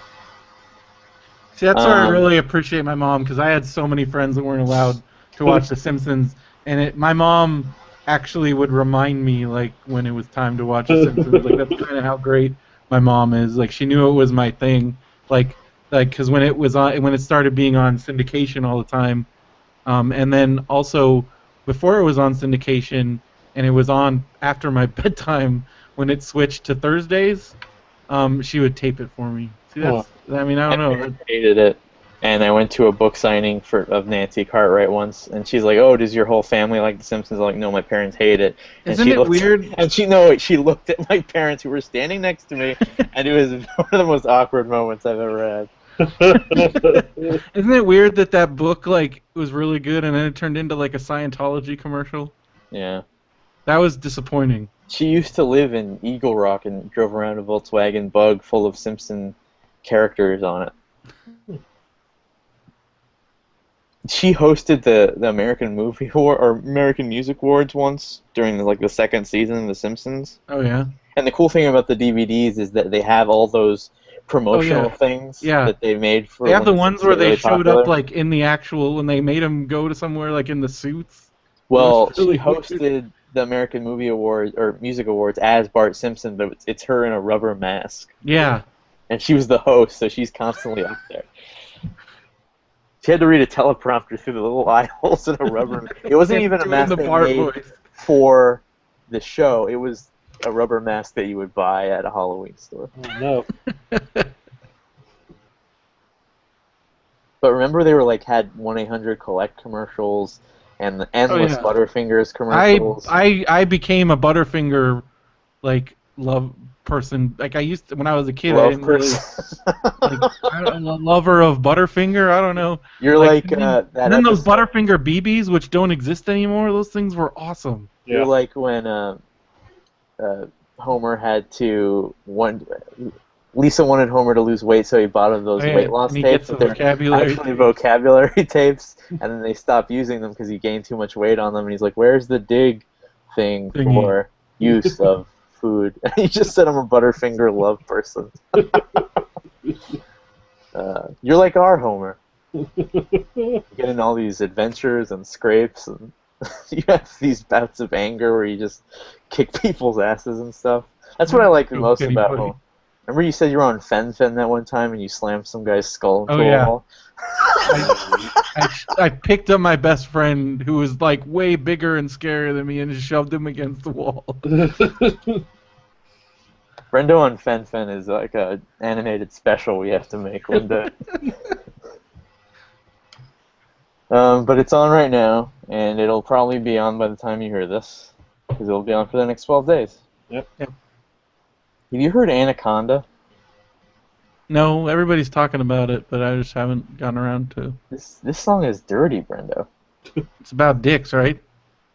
It's about... It's One just would about... guess with a name like Anaconda. It's not really, it's just... They sample that song. But it's about just, like, the dirtiest sex with drug dealers. And, like, undesirables. There's a line in it that says, he tosses my salad like his name is Romaine. My God! Nice. Kids are listening to that. And I like that I live in the world where kids get to listen to that. But that's How many not... kids- That's a smart lyric. That's clever to me. 'Cause she knows about all the different kinds of lettuce. Yeah. Right? It's funny. That's like a Weird Al joke, sort of. If Weird Al made jokes about tossing the salad. One bit of news that I wanted to run past you guys. So about a month ago, there was some stalled negotiations for the cast of The Big Bang Theory to return for their, I think it's their 8th season. Yeah, wasn't there something with Kaylee Cuoco? Well, they all decided to do that thing where they all hold out for more money together, Dear God. and they subsided. Do you know how much they're making per? This is how much they were making before. They're making about $300,000 an episode. Okay. You know how much they're making now? Is it in the million? They're making $1 million per episode Each? each. Jesus Christ. Well, the principals. So Yeah, who's Sheldon making Cooper, David Galecki, and the Kaylee Cuoco. So the original 3. Mm-hmm. And the others, the Indian guy and the Jewish guy, and the 2 girls are making $700,000. So, But now they get a cut. Here's the thing. You know who else has made $1 million an episode? Friends did, Friends. and Yeah. Simpsons did. Then I don't think they do. I think they have something like that now. they negotiate. They Simpsons have held out multiple times. Right. Live action though. Jerry Seinfeld's done it. Did Well, he? only him. But did he make the million? I thought the story was he was offered $1 million and he still wouldn't come back. I thought that No, he was offered $2 million to come Oh, back. that's what it was. You're right. And Ray Romano made $1 million for I think the last 2 years of everybody. But I else remember made the Friends was the big one because they were the ones that they were the first cast to, like, they basically held up production. Other than The Simpsons, do you know what the difference is between those shows and Big Bang Theory? I don't know. Beyond the obvious joke where you say that those shows are good and the show is bad. I don't like Friends, so Those shows aren't very merchandisable. yeah. So do they get? Are they getting merchandise now? Like, They're oh, the getting- Zynga shirt. They're getting a cut of the merchandise. This is we're talking about shirts, action figures, board games, glassware. Brenda, walk into a store, like one of those. Oh yeah, aisles that there. shit is everywhere. It's everywhere, and they make a Big Bang Theory Clue board Yeah. game. They make Or a it's their Big Bang apartment. Theory Monopoly because it was on sale the other day. I remember. Also, Mayim Bialik like retweets links to all this stuff. So The Funko And I follow Pop her. figures they make. So, do you know? And they signed, I think, for the next 5 years or something like that. So Oh it's going to my be God. around. Do you know how much money, all told, those 3 are going to make a lot. next 5 years? They're making $90 million for the next 5 years. That's more than the Jesus Harry Potter Christ. kids. Jesus Christ. Jesus Crazy. Each. That's Galecki. That's That's Cuoco. crazy. That's like Mary Kate and Ashley money. And the others are making $70 million. Blossom doesn't need that money. Think Man. about She'll that. never have enough money for you to not call her Blossom on a podcast, though. Nothing's ever gonna buy that. How come you can't call her Beaches? I never saw Beaches. She's in Beaches. I That's know how she she's got her start. just my mom fucking loves that movie, but I've never. So 90 million, 90 million, 90 million, then 70 million, 70. That's still just going to the actors. That's not even the. So how much? If that's rest- true, then how much is Chuck Lorre making? And then on top of that, how much is that show making? That show makes billions of dollars. Fucking, because they're that thing. I swear Syndication, that's like fat cash. yeah, that's on every network now. Like that's the big one. They're done. They don't have to do anything. Look at how upset Benson is. They don't have to do anything for the rest of their lives after this show is done. Oh, of course not. You're never gonna see David Galecki again. He's just gonna go off on his yacht called the Mark. That'd be funny if it was actually called the Darlene. Yeah, I don't know if I ever talked about this on the show. He used to come into a restaurant that my sister was a waitress at a lot. Apparently, he would chain smoke throughout the entire meal. He'd always have to leave. It's weird that your town has a weird history to Roseanne side characters. Oh no, there was a restaurant in L.A. Oh, okay. Well, it's weird that your family has a weird link to Roseanne that is side true. characters. Because they buried that guy that was an angel in Orange County at the cemetery there. Yeah. because Michael Fishman lives there. Yeah. He spearheaded that burial thing. Yeah. He played Mark on Roseanne. There's a lot of weird people buried in Orange County. Like Nicole Simpson is buried there because that's where her family is from. I didn't know that. Also at the Forest Lawn. I mean, I don't. Well, it's a very big, wealthy. I mean, like it's a very popular cemetery. Misha Barton was buried there. She came back though. She's out. O.J. Simpson was gonna kill himself on Nicole's grave. What? You didn't know that? No. You know why that huge piece of news was subsided by the car chase? Because that's where he was. They found out that that's where he was, and then he left. But had she been buried already? I don't even. She was already buried. This was all within a week of it. Matt, it said you joined the video call. Oh, Benson's out. He'll be back. Well, now he'll come back. But when he comes back, he's gonna be muted because it's. Well, then unmute him. Well, it won't let me. Hold on. Can I do the show? Yeah, keep going. Sorry. So she was killed on a Sunday, buried on a Thursday. Then this happened on Friday, Brendo. Oh, so he didn't. I guess I wasn't super aware of the actual case because I just assumed that he ran immediately after it happened. No, he was at large for a while. Okay. Can you hear me now? Yeah. Yeah.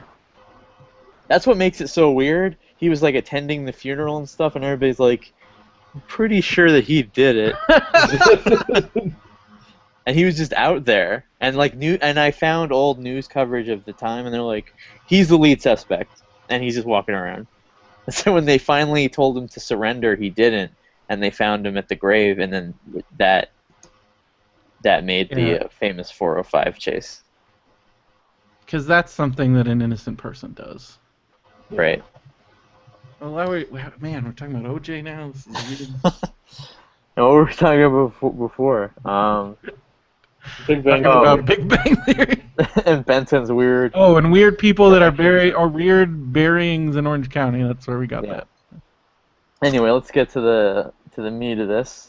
Yeah. I watched a lot of bad movies lately, and I asked my fellow podcasters. Before I go into this, actually, I saw a weird post by Benson on the Paul F. Tompkins wall.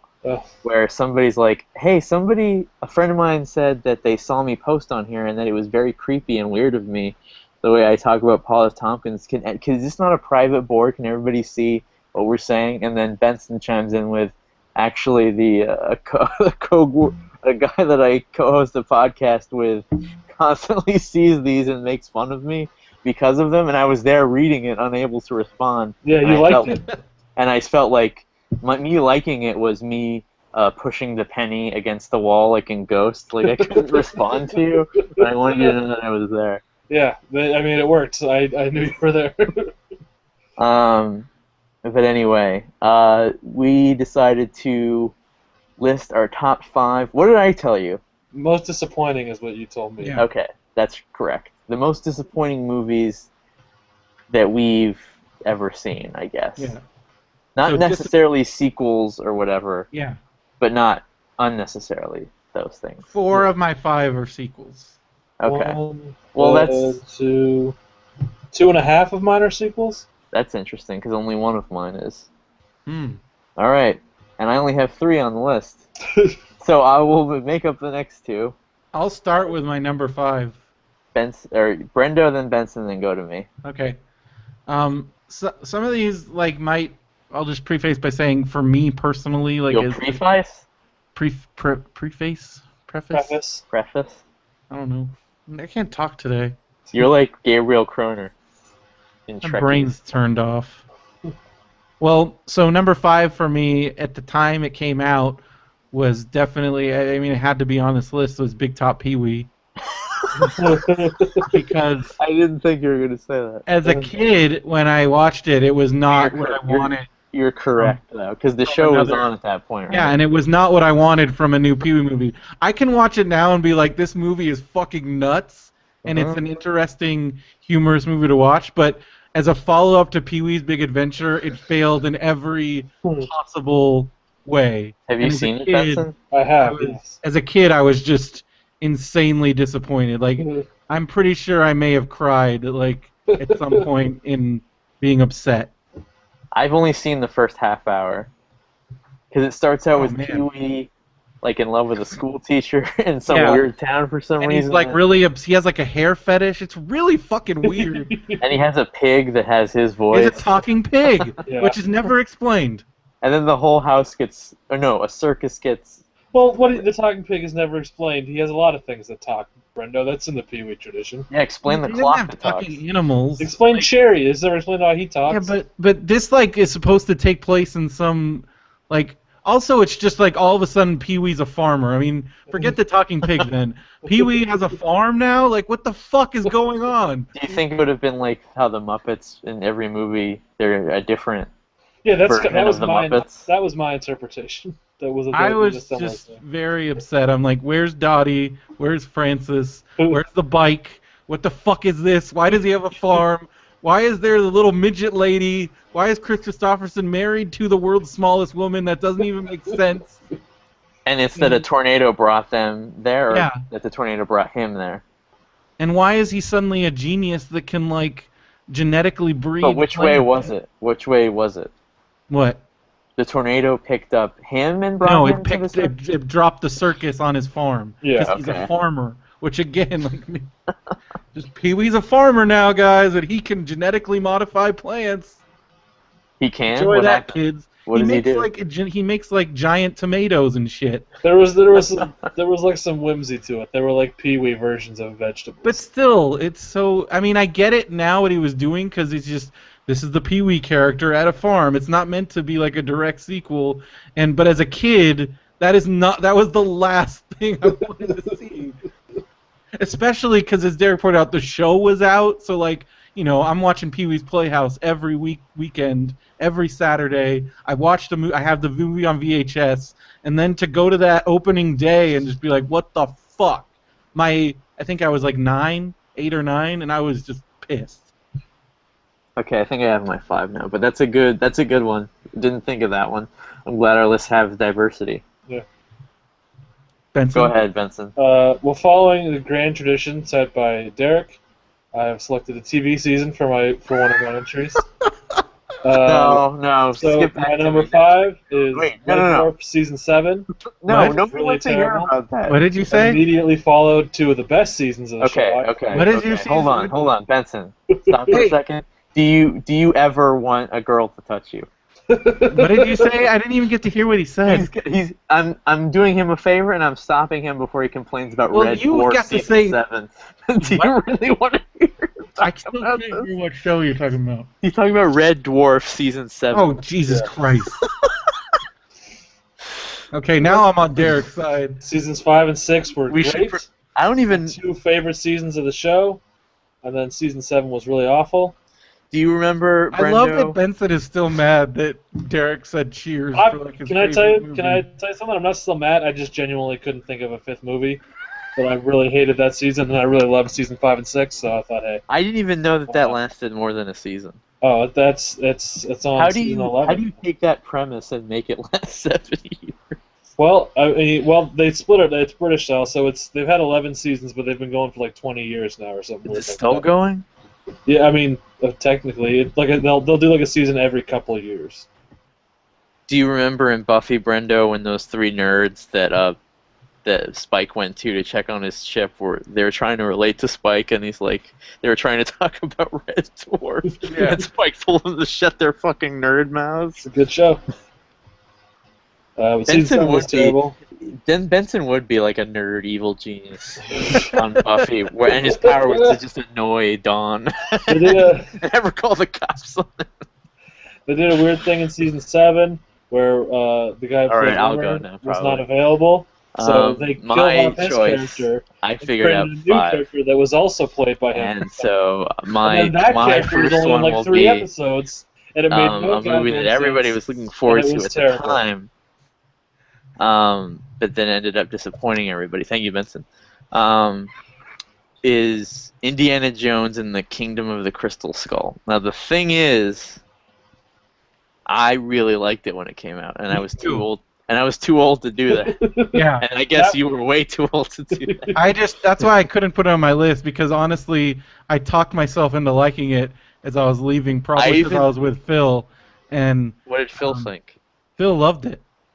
Of course, What does Phil, he think that's now? that's a real Phil movie. Phil I still think. likes it, and I hate it now. We have to watch that with Phil, where we watch him enjoy and see Yeah, where we he's. see and, what- and we went and saw the riff tracks together, and I'm like, now do you see why this movie's so stupid? Because they point out just how insanely boring and ridiculous. And he still's like, nope, I still love it. And I'm like, okay, here, forget By it. this, whoa! I just saw you legitimately do that thing you do right before you melt down and get mad. What? I saw you do that thing you do What right thing? before where you get really mad before you like grit your teeth and start getting really mad. Oh, I didn't do that. Maybe it was the delay. No, you did it. I did. You got mad at Phil all over again because you flashed back to where you were there. According to Phil's taste in movies, I have no way of processing that he didn't like Phantom Menace. Well, I think for the Phantom Menace thing is just because Star Wars is such a huge. I know, but Phil loves horrible shit. Yeah, Phil but doesn't then- Phil loves specific horrible. It's very specific horrible But shit. then he likes There's- Crystal Skull. But there's things that are like beyond even for Phil to like. And I think Phantom Menace, is one of those. which isn't on my list, isn't as bad as Crystal Skull. I don't at least I you- can't don't say agree that. with I that. don't agree I with that. No, think because that at least you was- get entertaining racial things about it. Like you're like, It's not entertaining. no, the first opening scene, you're like, well, this is really racist for a Star Wars movie. And then you meet Jar Jar Binks, and you're like, wow, he did it twice. And then you meet that Arab guy, Watto. that Arab pod racer thing. You're like, is this Do it. whole thing just a racist alien? Because it's really, I think it might be easy to do it once. Maybe it's a misconception that you're misconstruing it twice, but 3 times is very blatant. Yeah. And at least there's that. I remember Right. when I was 8 years old, and I liked the Phantom Menace because it's made in a way that only an 8-year-old could enjoy. Even then, I was like, are these aliens supposed to be Asian? Like, even then, I saw that. But and other Indiana Jones movies are definitely racist, I guess. But I watched those Plinkett reviews again, which kind of inspired this. And he says, to anybody that's saying that these movies are for kids, and then he shows these kids watching a television during endless debates in a CGI Senate, and just like boring dialogue, and then people getting like maimed and killed, like children getting killed, and Yeah. people getting decapitated and stuff. They're like, this is not for children at all, actually. Anyway, Indiana Jones, and the weird thing about it is that about half an hour in, as bad as the movie can get, one of the people that I didn't like the most from ArcLight shows up in the middle of it during a fight scene. I'm like, wow, I didn't think this movie can get shittier, but then he shows up. I thought that was pretty funny, actually. And I think the only thing... Somebody you knew? Somebody I know still. Okay. I think the only... I saw your Facebook post. Yeah, I think the only part of it that feels like Indiana Jones is the motorcycle chase to the college. Yeah. Because that's the least amount of CGI, like buffoonery that happens in it. Yeah. It's even shot really weird. Yeah, I agree. Like it opens, and I was watching some of the behind the scenes. There's this scene where Spielberg is like, Lucas came up to me one day and said, I want to introduce Indiana Jones coming out of the trunk of a car.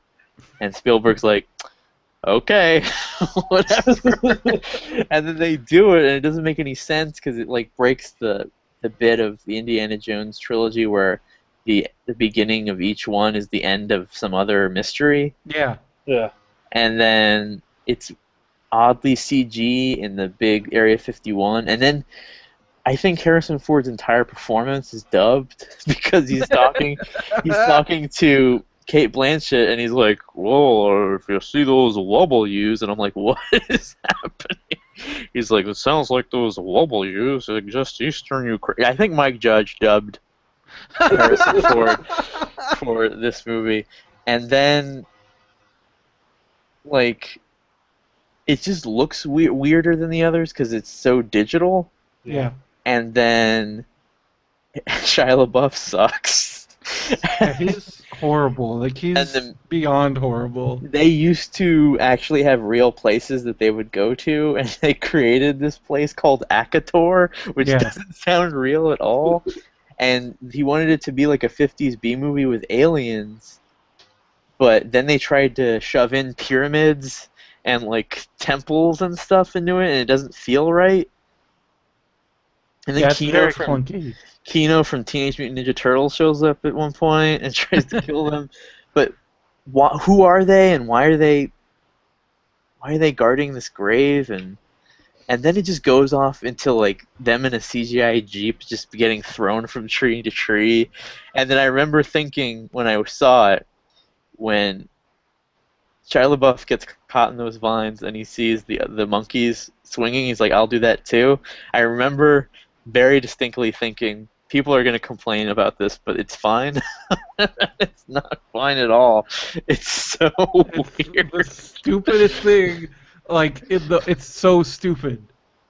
Because there's no weird CGI nonsense in any of the other movies, obviously, and it's just weird to have it in here. Well, if it had been around, then God knows what the hell they would have. Yeah, and then they promised that there wasn't going to be like there's going to like stay like practical action. And, it was basically exactly what South Park had said it was going to be, which was really funny. And Harrison Ford wasn't necessarily bad in it. It's just like none of it cooked or no. That was the feeling I got watching the film. Like, oh, Harrison Ford is like, he's still good. He can still play Indiana Jones. He's just stuck in this weird, shitty, not Indiana Jones movie. Well, it's funny. Like one of my favorite things about watching the riff tracks was they pointed out how many times it's just boring shit is happening because they would start going dun da da dun da da like in these like really like in any long like dialogue scene. Like there's so much stuff that like this is an Indiana fucking Jones movie. Like, what is happening right now? Yeah, during the scene where they're in the coffee shop and Shia LaBeouf is trying to tell them about the mother and Ox and stuff, I was just watching Steven Spielberg's daughter in the background being like an amazing background actress, and I couldn't have cared less about Akator or fucking pyramids or whatever, because she punches Shia LaBeouf in it and starts the bar fight. Oh, yeah? Yeah, Sasha Spielberg. And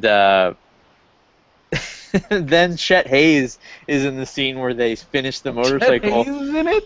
Yeah, where they finish the motorcycle sequence, and then he goes, "Oh, Mr. Jones, I had a question about this," and he's like, "Get out of the library, kid," which is also kind of a Indiana Jones moment. Yeah. But then it's ruined because it's fucking Chet Hayes. And then the end is just a mishmash of garbage and weird bullshit. The end is total garbage. I will definitely, like. And then, but my favorite thing in movies now is when somebody is dead, but their portrait is on somebody's like nightstand or whatever, but it's clearly a promotional image from the last movie. Yeah. And Sin City: The Dame to Kill For actually has one of the funnier moments because the guy is complaining about the son that died that he misses, and it's that yellow bastard.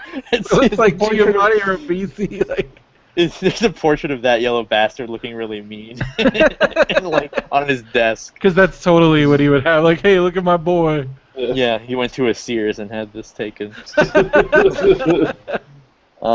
There's also in Jaws 4 a really bad, like, huge picture of Roy Schneider in the sheriff's office. It's great when they do that. And it's in this, too, and it's kind of really bad because it ruins a moment and a line that's kind of really good, where he's like, the older we get, the more life takes away from us. But then there's Martin Brody clearly on an adventure somewhere, and a picture of Henry Jones, like, yelling at Indiana Jones, basically. Yeah. And then they get married at the end. I think this is a real piss-off moment for the audience where Shia LaBeouf tries to put on the hat, and then Indiana Jones puts it back on himself, but at that point you don't care to see any. It's weird that this movie, in the pantheon of at least people that live in LA that go to all those, because like they play Indiana Jones all the time. Yeah. Almost every time I see it, they go, they really should have made a fourth movie. They're like, there's no mention ever of a fourth movie, and when they play the series, they only play the first three. It's like people willingly decided together, let's never speak of this again, and then they go on. Like South Park. It's exactly like South Park. And nobody cares about another one either. No. Like, nobody asks for it, nobody talks about it. We just talk about how good Temple of Doom is, and then we move on. Yep. And that's a very interesting phenomenon to me. That's why I put it on here. And the moment I realized that it was bad, though, is when my dad, who showed me the Indiana Jones movies, I showed Crystal Skull to him, and he was asleep within 30 minutes. That's when I realized, oh, this movie's not so good. Because I used to try really hard to like things that I shouldn't like, just because they were it's more with what I like. Mm-hmm. Yeah. And you shouldn't do that. It's fun to make fun of things. I should have just jumped on that bandwagon immediately. It starts out with a CGI gopher. Yeah. And remember when the rocket's leg goes by and they're like, brr, brr, brr. They're like, brr, brr, brr. And like, what? Indiana As soon as I Jones. saw that, I turned to Phil and I'm like, oh, here we go. And Phil's like, no, it's fine, it's When fine. Indiana Jones blows up in the fridge, which I don't care about that, I don't mind that, and then he opens the fridge, he sees those gophers again, they're like, brr, brr, brr, brr. It's like, so weird. There's no talking chipmunks in the other Indiana Jones movies. Anyway, that's my number 5. All right, my number 4 is another one from my childhood. I did 2 from my childhood, and then the last 3 are from The childhood ones are more pure, I think. So number 4, this might sound stupid, but it's Super Mario Brothers. Uh-huh. Because I was so excited for that movie. Like, I can't even tell you how excited I was for that movie. Like, that was right up there with Batman and Ninja Turtles. Came out the same summer as Jurassic Park. Yeah. And you wanted to see Super Mario's more in Jurassic Park? No, I love Jurassic Park. Like, I was very I mean, I saw Jurassic Park in theaters like 3 or 4 times. But you were probably more excited about Super Mario Bros. Because you knew what that was. Well, I knew what Jurassic Park was because my dad was a Michael Crichton fanatic, and he, like, instilled it in us. He's like, this is going to be the best movie this summer. I know you guys like all this weird shit, but this is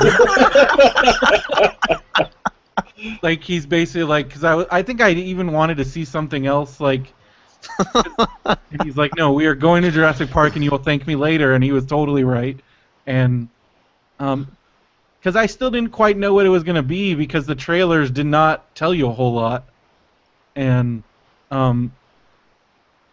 so but then Super Mario Brothers, I was like, this is going to be the best movie of all time. I mean, Super Mario Brothers is the best game ever, and why would this movie be terrible?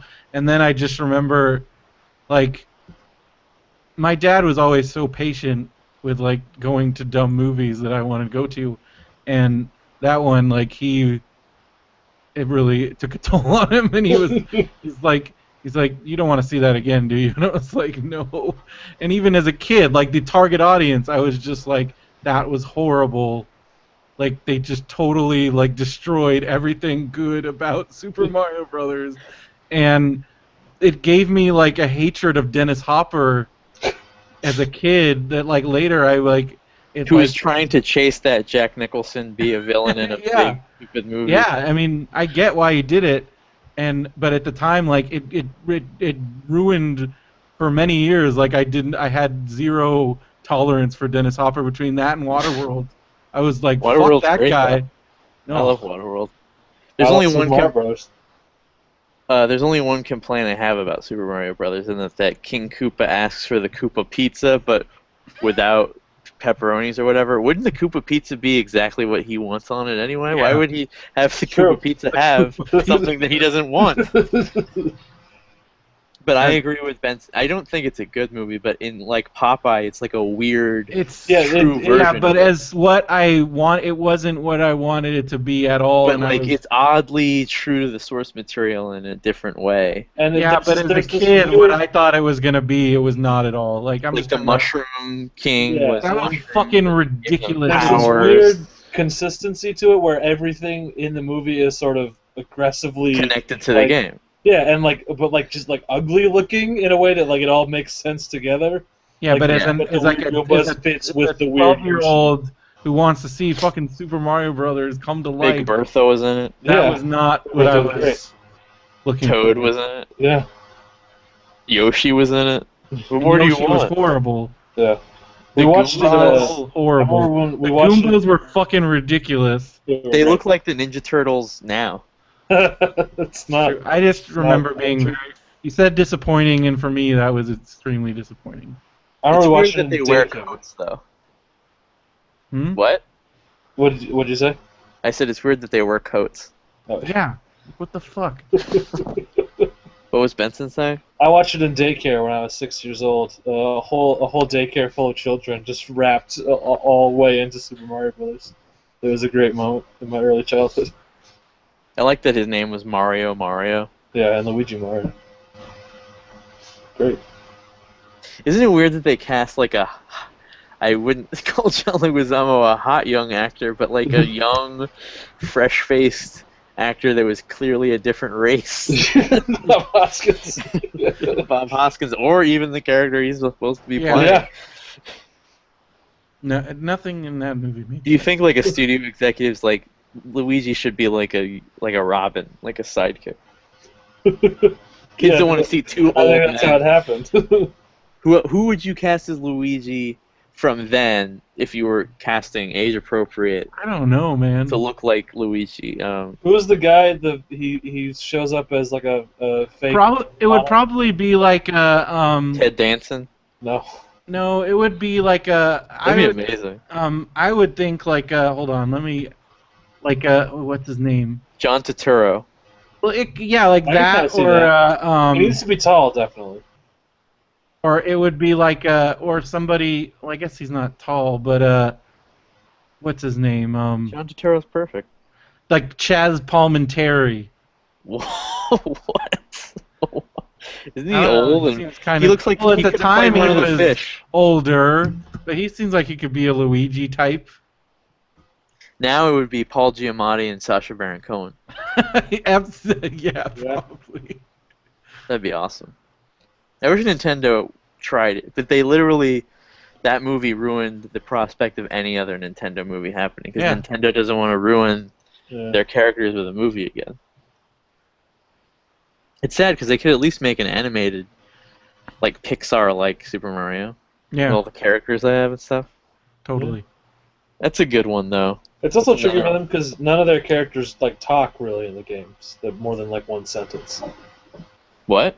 None, They could make it work. the Nintendo characters, for the most part, don't really talk in the games more than one sentence. The main characters, Mario doesn't talk, Link doesn't talk. They made a Tom and Jerry movie where they talk. Remember that? Yes. That was the big selling point too. Hey, they finally talk. And they sing.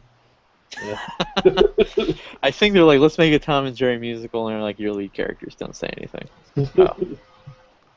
All right, Benson, number 4. My number 4 is it's a sequel, and it's a movie where Before he says this, I want to mention that right before this came on was the episode of The Simpsons where Homer needs to find a new bar because he angered Moe and the rest of the people, and he got his portrait taken off of Mount Lushmore, and then he was trying new bars, and then he walks into the Cheers bar, and it's all the voices. Yeah. Except for Kelsey Grammer because he's a dick and he doesn't come back with him if he doesn't get paid, even though he's on that show all the time. Yeah, that was really weird. Yeah. I mean, I'm not disputing any of that. Okay. Um, That was fun. yeah. Okay, so my number 4, it's a sequel, and it's a sequel that in Remember retrospect, George went like broke a glass and threatened Woody with it because he wouldn't serve him? Yeah. Yeah. Enjoy your death trap, ladies. This lesbian bar has no fire exits. Okay, it's a sequel, and in retrospect, I also don't like the first movie. But it had been a while since I've seen the first movie, and I had vaguely pleasant memories of it. Say Night at the Museum 2, Battle of the Smithsonian. And then when I saw this movie, I had this dual realization that Are you going to say Ice Age, The Meltdown? the first movie is terrible, and the second movie that I was currently watching is a million times worse. Mortal Kombat Annihilation? And the answer is Boondock Saints 2. Oh, okay. I never even saw it because it looked stupid. Oh, it's so bad. Just bad and racist and boring. It's awful. I've never even seen the original Boondock Saints. I mean, and in retrospect, it's also not good. Yeah, I tried to watch it so much again, worse.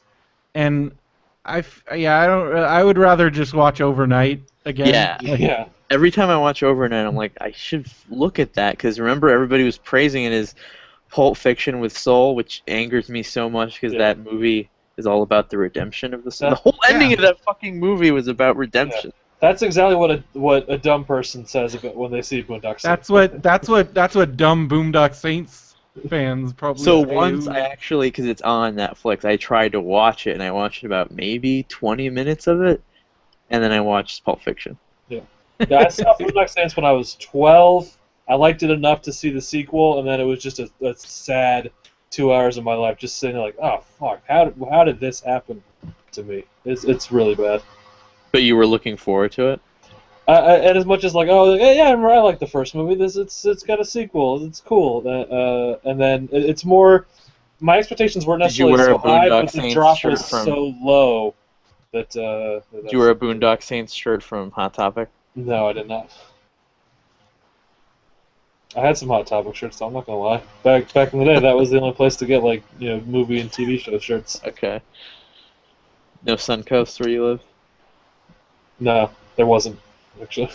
I don't believe that. There was one that was like just too far, and I loved the few times I was able to go to that Suncoast. But I remember begging. Didn't have Suncoast at Buena Park Mall. I think it was there, and then it was no longer there. Like every store ever that's at Buena Park Mall. Yeah. So Hot Topic was the only thing that was even remotely close where I could get like movie and TV shirts. I remember begging my grandmother to buy me a Fight Club shirt, and she's like, "Let me see it," and I'm like, "No," and she's like, "I bought it. Let me look at it."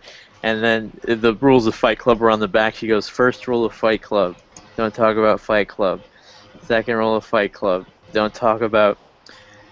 And then she let out a huge sigh, like, "Whatever the fuck." Brenda brought up a good point about not noticing when parents were just disgusted and confused by your interests. Brenda's mom used to do that all the time. But my mom would just say, your interests make no sense and are not appealing to anybody. Your mom wouldn't go with you to SummerSlam? No. Do you tell her about Do you talk about wrestling now with her? Well, she'll just ask me what I'm doing. I'm like, oh, I'm watching wrestling, or oh, I'm going to SummerSlam. She's like, that's nice, honey. Did she die a long time ago and it's just you doing the voices like Norman Bates? I could see that too. No, my mom is not dead. And using her Facebook to talk to other people and like Andrew's posts. Psychotic. I would not be surprised if you were arrested for strangling Benson dressed as your mom. Why do you think I'm some kind of psychopath? How do you think that makes me feel? I guess I shouldn't anger you. It would be a self-fulfilling You're always making prophecy. jokes about me, like killing people or being a pedophile. I never. Yes, you have. I may have alluded to the time period you discussed with me where you would torture small animals, but I never said anything like that. Okay, whatever. All right, that was number 4 for Benson. Yep. Okay. Mine, let's get it out of the way. Man of Steel, because at one point somebody told me that it was going to be good because they were working on it.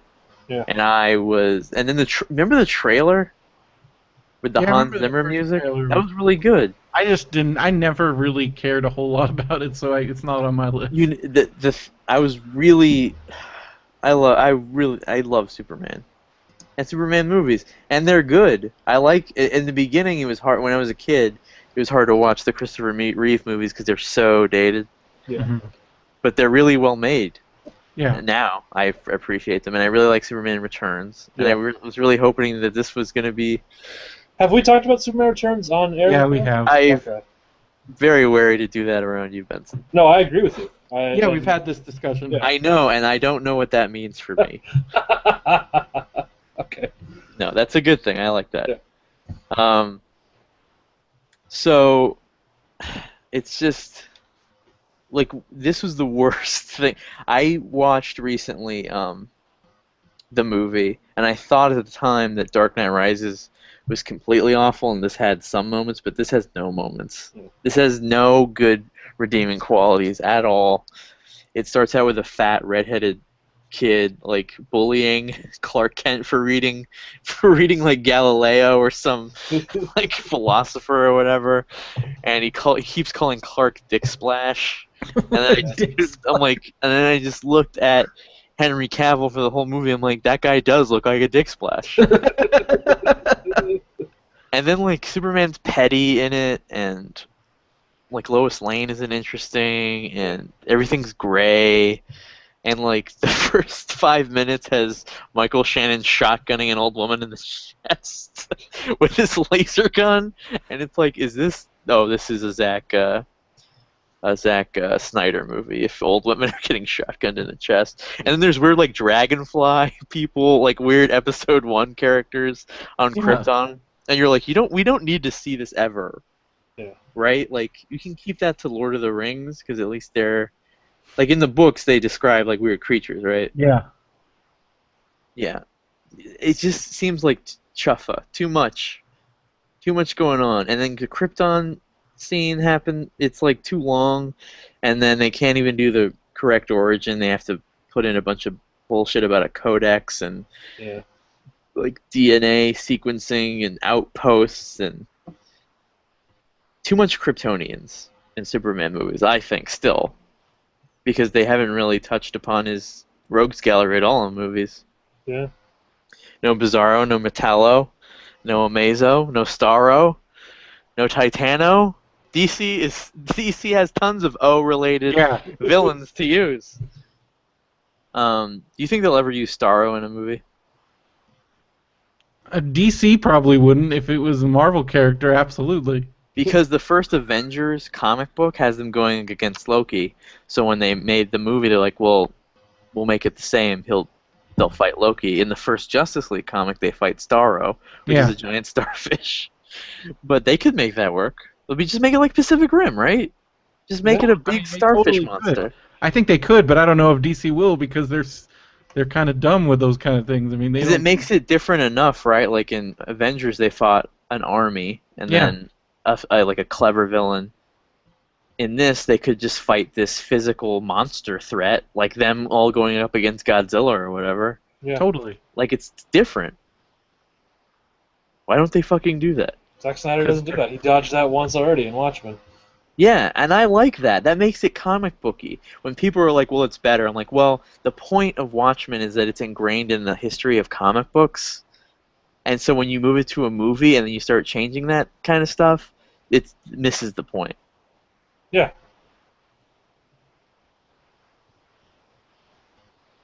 All right. Yeah. So You're absolutely The Man correct. of Steel is bad. I don't know what to do when you guys aren't fucking yelling at me and crying Well, at me that wrestling is good. I'm very on board with your opinions on Zack Snyder movies. and I could read the Benson manifesto that he made after he saw Man of Steel. A lot of them are petty rantings of a small-minded man. I'm just kidding. Taking it. But to be fair, Benson went after some of the more superficial things. Well, I think I was bad at the more big picture stuff. Well, the rant you saw was I'd already been ranting in person with that person earlier that day, so that was just kind of the leftover rant. But the worst thing is that this is going to be Superman for the next whatever. Yeah. And then if it's good, or if it's successful anyway, it's going to go longer, and if it's bad, then we won't have any Superman for a long time. Yeah. Andrew left, so what are you going to do for the bachelor party? He still listens to the show, there. I don't want to do this anymore. Okay, go ahead. Benson. I think it's Brendo. No, I'm number 3. Okay, so now we're into like more modern things. My number 3 is Matrix Revolutions. But did you expect after? No, I was still on board after Reloaded. I like Reloaded. I liked what Reloaded set up, and then I hated how Revolutions just didn't even address any of the cool things that Reloaded set up. Like they just completely were like, yeah, fuck all that. Like it was so, because I remember leading into, I actually went back and there's a blog post on brendoman.com regarding Matrix Reloaded theories that had like 100 comments on it, and we were all like so excited. We were talking about it, and then Revolutions came out, and we're like, that's it then, I guess. Like there was nothing. Like it was just very, very disappointing. How he could see through see Matrix vision when he was blind. Yeah, stuff like that. Yeah, who knows? Or then like just they never explained, like, I mean they kind of did, but they just so much stuff that they set up and Reloaded that could have been like. Remember in Revolutions when they have to save Neo from the train stop of doom? Yes. Where they go into that S&M bondage club where it's all upside down and stuff, and they're ready to fight, and then the guy's like, "I'm not fighting you." Here he is, and it's like, "Oh, okay, never mind." There's so much dumb shit like that. Speaking of parents putting up with stuff, my dad was so mad that he had to take me to see Matrix Revolutions. That's a rated R movie. Yeah, and he was very, because I think it might have been Anchorman when Anchorman came out the next year. Like he was busy or something, so my mom or I went with a friend or someone, and he was so angry. He was like, "What the fuck? They got to see Anchorman, and I had to take you to see Matrix Revolutions." He was very. Dad aware that he can go to the movies anytime he wants. Yeah, he's a busy man. But my parents literally just handed me money. The first movie. Well, it was a rated R, and I was 12. So. Oh, I knew how to get through. Yeah, I mean, come on. Starting, I guess I was 11. Starting in '98. The first movie that I saw on my own was Dr. Dolittle with Eddie Murphy, and from then on, I don't think I saw another movie with my parents ever. Yeah, well, after my dad died, my mom didn't go. My mom can't. She likes movies, but she doesn't like sitting in movie theaters. It's like she's got a weird thing about it, and then also like I think it's her eyesight or something. So she would just drop my brother and I off, or just give us money, and we would. I remember we took the bus to the movie theater and we went all the time by ourselves. Like I was 12, 13, and I snuck into Tom Katz. Yeah, I remember then I figured out, like, I'm trying to think the first movie I snuck into was, because 14, 15 I had to sneak in. I think it was the first one I ever snuck into was Crow 2. And then I remember sneaking into, because I used to have all of my ticket stubs, and I remember going through them one time a few years ago and be like, why do I have 6 tickets for the First Wives Club? And then I realized it was my cover movie that whole summer for like going to R-rated movies. You kept tickets to a movie that you weren't even seeing? I kept every ticket, like, for a time. Like, I kept. I think that's your gay cover though, saying, "Oh, I went and saw this." I never seen that movie. No, you saw First Wives Club 6 times. Yeah, I totally did. By 14, I was fine. By 14, they didn't card me. By 14, our I theater looked was 17. crazy about getting carded, Yeah. but then At 14, they didn't card you. Is it because they thought you were a coal miner that had been in a shaft for 8 months and that you just should just go in Yeah. because you had the beard and your but then shoes? Yeah. later in high school, I guess we had my youth pastor took us to see R-rated movies. Nice. Now what happened afterwards? Hey, don't Mike's cool. Mike's a good guy. I remember But my if your listens pastor to is the taking show. you to see R-rated movies and giving you alcohol after, He wasn't giving us that far alcohol, behind? but he liked horror movies, so we would go see horror movies. You go to the carnival too? Stop making fun of my youth pastor. Did you go shopping? Remember Mervin's? Mervin's must have been like a pedophile's paradise. I feel like I don't know why. Because it's all like petite departments and kids' clothing and Isn't that all department stores? not really. Have you been? When was the last time you've been to a department store? When was the last time you're like, I needed some nice slacks. I'm gonna go to a I have department to go to store. the fat guy store to get slacks. Oh. Is that where they go for the chubby children? Is there a place for chubby children to get? Well, there's clothes? usually the husky area in like the stores, but Sears, like, yeah. I had to go to a big and tall store recently to get shoes for the wedding, and they still only had one pair of shoes in my size. It was very... In the husky boys area, in the swimwear department, do they have those big striped onesies? bathing costumes. You look like a Tim Burton character. Anyway. I wish those had been fashionable, because I would totally wear those. Well, in 2014, some parents find out that the pastor's taking kids to R-rated horror movies. What happens? Oh well, he did get in trouble when he tried doing that later. People flipped out. All right. But I guess it was just a different time because because he didn't care and he liked, he's like, I want to go see Scream 2. These guys want to see Scream 2. Why wouldn't you Did rather? he not have other friends?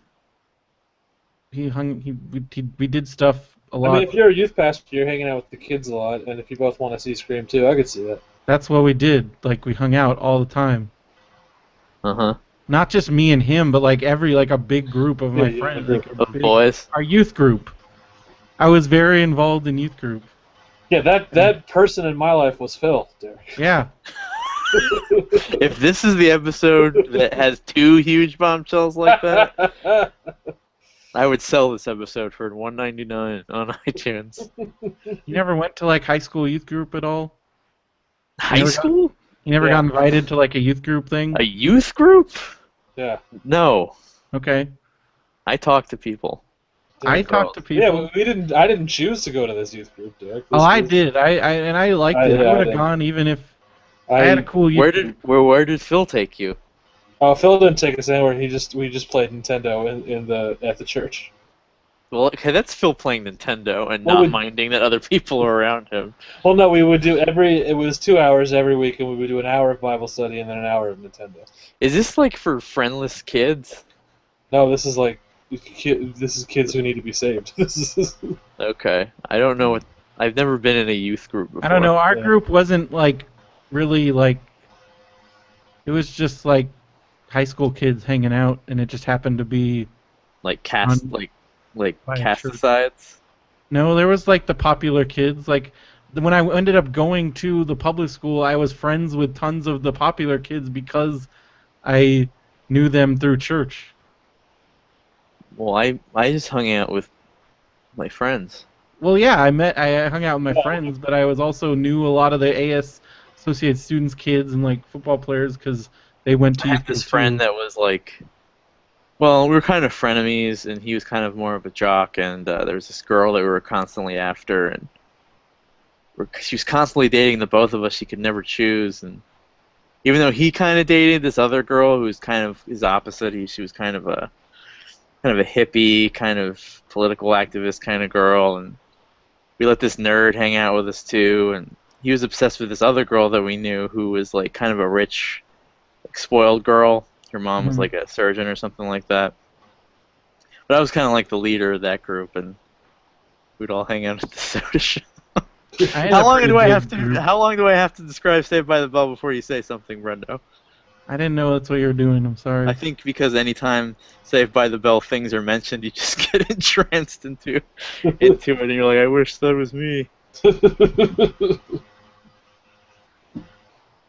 Did you have like a Max? Did you get like where did you hang out? I don't know anybody that actually hung out in a restaurant. There's a burger place nearby called High Life, and my dad had known about it when he was a kid, and he kept calling it Low Life, and he kept trying to get me to call it Low Life to like bring it back to the other kids. He's like, "Hey, you guys going?" He would come up to me and my friends and go, "Hey, you guys going to Low Life?" And then my friends would be like, "Who's that guy?" And I'm like, "I don't know." Yeah. Like I remember we would go to McDonald's. Like there was this mall, like by our school, and we would go there sometimes, like after football games, and like there was the McDonald's and there was the Burger King that I worked at. Yeah. So I didn't. Even though I never watched Saved by the Bell, that was kind of a common theme in a lot of shows, and I desperately wanted a place like that in high school. You know, peek and it never happened.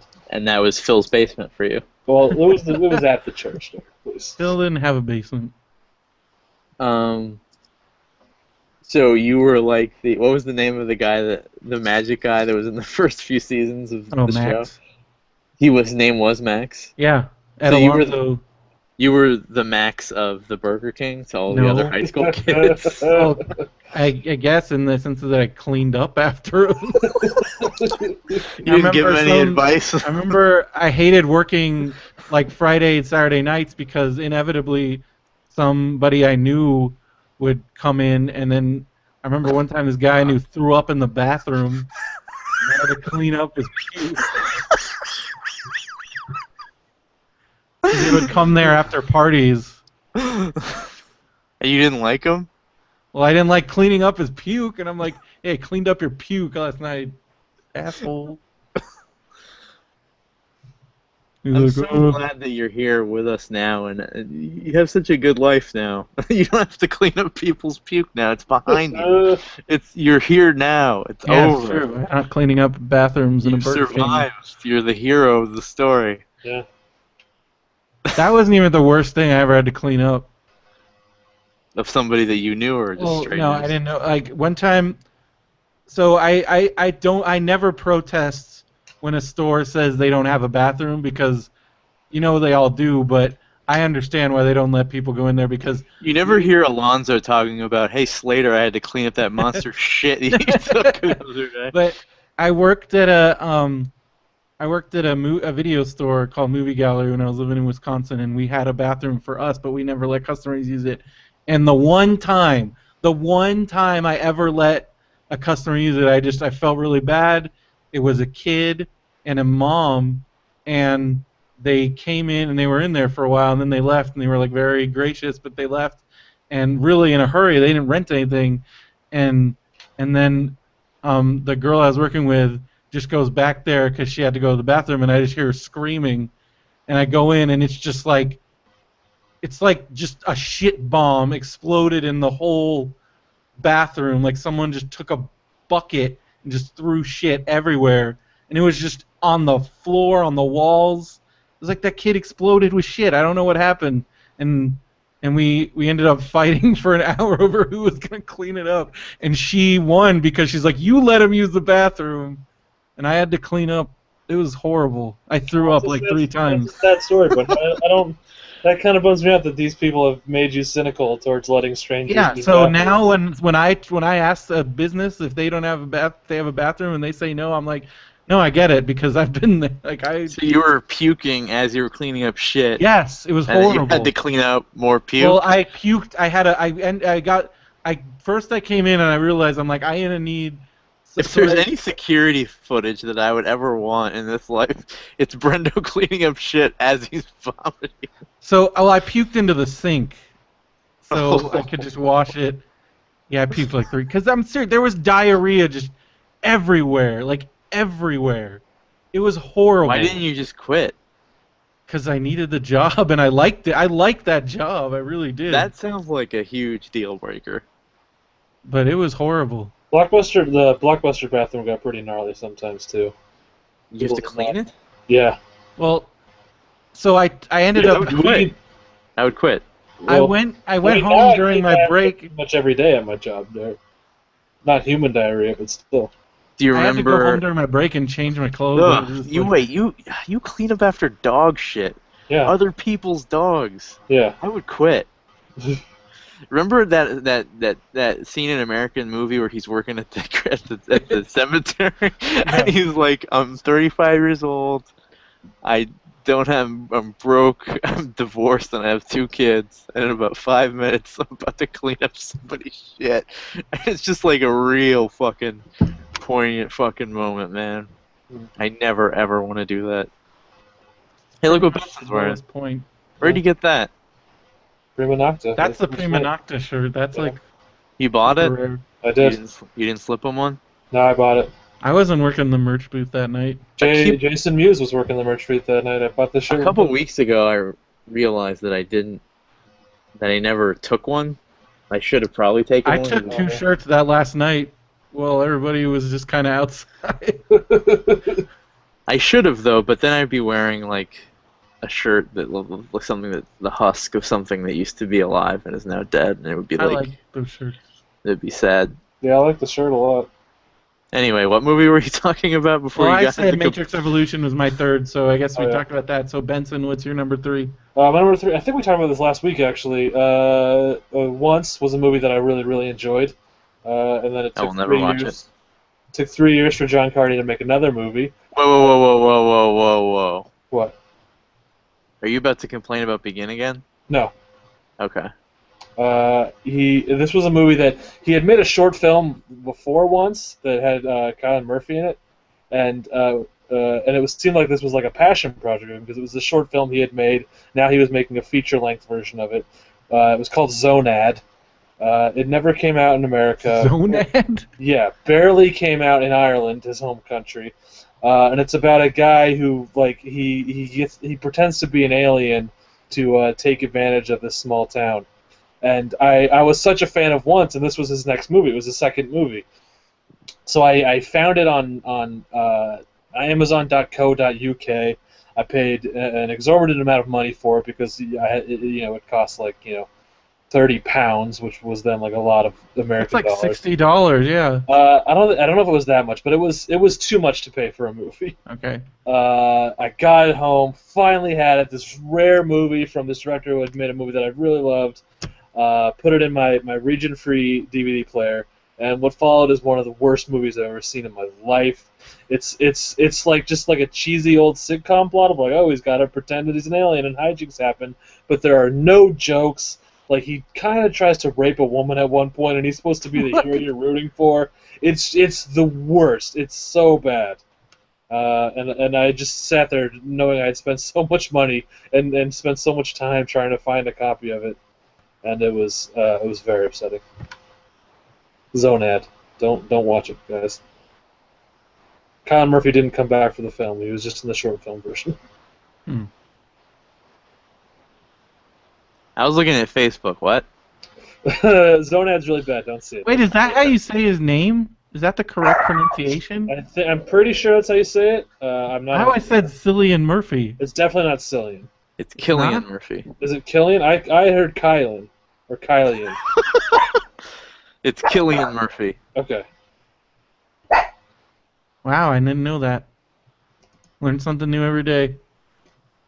He showed up in the Thanksgiving photo of a girl I went to high school with, and it freaked me the fuck out. Wow. This is post Batman Begins, and it was like, hey, I came back home for the holidays, and then Killian Murphy just sitting there. It's her family and Killian Murphy, not even a bunch of people. It's just Killian Murphy. That's weird. It made me sad that he can't go anywhere but that. But maybe he's British. He doesn't celebrate Thanksgiving. That's true. Anyway, my I should next see one. Begin again, though. Sorry. You should. I don't know. Why am I so invested in this fucking kid's life? His likes and his dislikes. Why? Why am I so connected to this? You're an ET plant that I don't want. I don't know why. I need a life. Yeah. I need something else. What do I do, Brendo? Live your life. You know that song by T.I. and Rihanna, Live Your Life?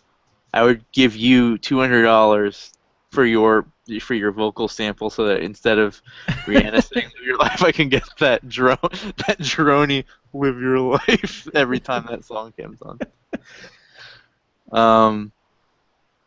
Okay, my next one came out in 2003. It's a sequel to a movie. There's only 2 more sequels on my list that came out 12 years prior. Mm-hmm. And it's a movie that's probably in my top 3 favorite movies of all time, and this is the sequel to it. And it was only really made to fund a congressional nomination campaign, or a governor campaign. Hmm. You know what it is yet? I don't. It's Terminator 3: Rise of the Machines. Oh, yeah. that makes sense. Oh man, I was gonna put that on and I forgot. Yeah. I remember at the time going, I guess that wasn't so bad. Then I watched it recently on AMC. I don't know how I managed to block this out, but when he shows up in this movie, you know, he like in the second movie, he lands in the bar. Yeah. And kicks the asses of a bunch of motorcycle toughs. In this one, he stumbles onto a gay men's review and is told to talk to the hand by a flamboyantly dancing man. And then I think he punches him or something, which is weird. And then he takes his star glasses, like his girl pink star glasses, and those are the glasses that the Terminator wears for the first part of the movie. I don't remember that at all. And then at one point when him and John Connor and Kate Brewster are on a road trip to go to somewhere, they're in a gas station food shop, and the Terminator's just shoving things into his shopping bag and walking out without paying for it. And the shopkeeper's like, "Hey, you have to pay for that." And then the Terminator tells him to talk to the hand. Wow. The Terminator tells someone to talk to the hand. In Terminator 2, he would just shove a gear shift into his face. But in this, he's sassy in this one. He's kind of sassy in Terminator 2. He says, "I need a vacation" after his arm comes off. Well, that's funny. He does need a vacation. I mean, it's a lot to go through, Benson. Jesus It's Christ. true. Your whole life's a vacation. You don't know what a vacation is. You just said you would quit right away if you had my job. You consider that a vacation? To you, that's fun. I don't know. To me, that's not fun. The villain is not so bad. It was supposed to be Famke Janssen, but then they just hired this lady to be the Terminatrix. Oh yeah, what's her face? And I guess it's vaguely misogynistic because it's just Arnold Schwarzenegger pounding on this lady's face for half an hour. It's just bad. It's just not James Cameron. James Cameron movies are like oddly cold and violent in like a way that keeps up with the tone of the movie. This one is obviously trying to be something else. Nick Stahl's a bad John Connor, and then he became a heroin addict too. So why don't you just hire Edward Furlong? He can do Pecker. He can do this. I was bummed that he wasn't in it. That really bummed me out. It's just name 3 memorable scenes from Terminator 3, Brendo. The only one I can really remember was him with the coffin. I remember him with the coffin. With all the weapons in it, yeah. I remember at one point, Christina. There was a cool chase scene with practical effects. I do remember that. Like with the truck. Okay. Like they did There's do a that. truck in it. That felt very Terminator-y. Terminator 2 scene, Brenda. No, there was one in Terminator 3 You know what I'm saying? Like, you need a cool scene with a truck. Yeah, but I just appreciated that they didn't CG the shit out of it. And then there's a glitch in this movie where sometimes he's bad, sometimes he's good. It's stupid. Yeah, that's right. And remember, the Terminatrix could tell who somebody is by licking their blood. Oh yeah. Yeah. She licks John Connor. He's like, "Oh, you're John Connor." Even though that John Connor stayed off the grid, so they never had his. I guess I don't. I hate when I accidentally like justify something. I'm like, well, maybe they have Sarah Connor's blood. It's just bad and weird. And there's this deleted scene where they show the soldier that they base the the Terminator on, and it's Arnold Schwarzenegger. But when he talks, he talks like a hick, and they're like, hey, change the voice. And then the guy that designed the Terminator, he's like, I am on it. So he's like, he just gave him his voice. And it's like, this is like a Simpsons episode. Yeah. Well, it also just really bothered me that they basically, that whole awesome message, there is no fate but what we make in Terminator 2, and they're like, just the opposite of that in this one is true. Yeah, it'll always Never mind. happen. Fuck all that. Like, no matter what you do, this is going to happen. I'm like, so basically just everything in the second movie is bullshit. Yeah. Good, great, awesome. I don't even remember that Terminator Salvation. I didn't watch it. It's okay. I mean, You've never seen it? No. Are you going to see Terminator Genesis? I don't know. It has Amelia Clarke in it as Sarah Connor. Why is she younger, but he's older? None of it makes sense. Travel. Don't worry about it. I read that they explained him looking old is because the skin on Terminator still ages, but the robots Oh my don't god, age. that's so stupid. Like, how did this robot get shorter and dumpier? Why does this robot have tits?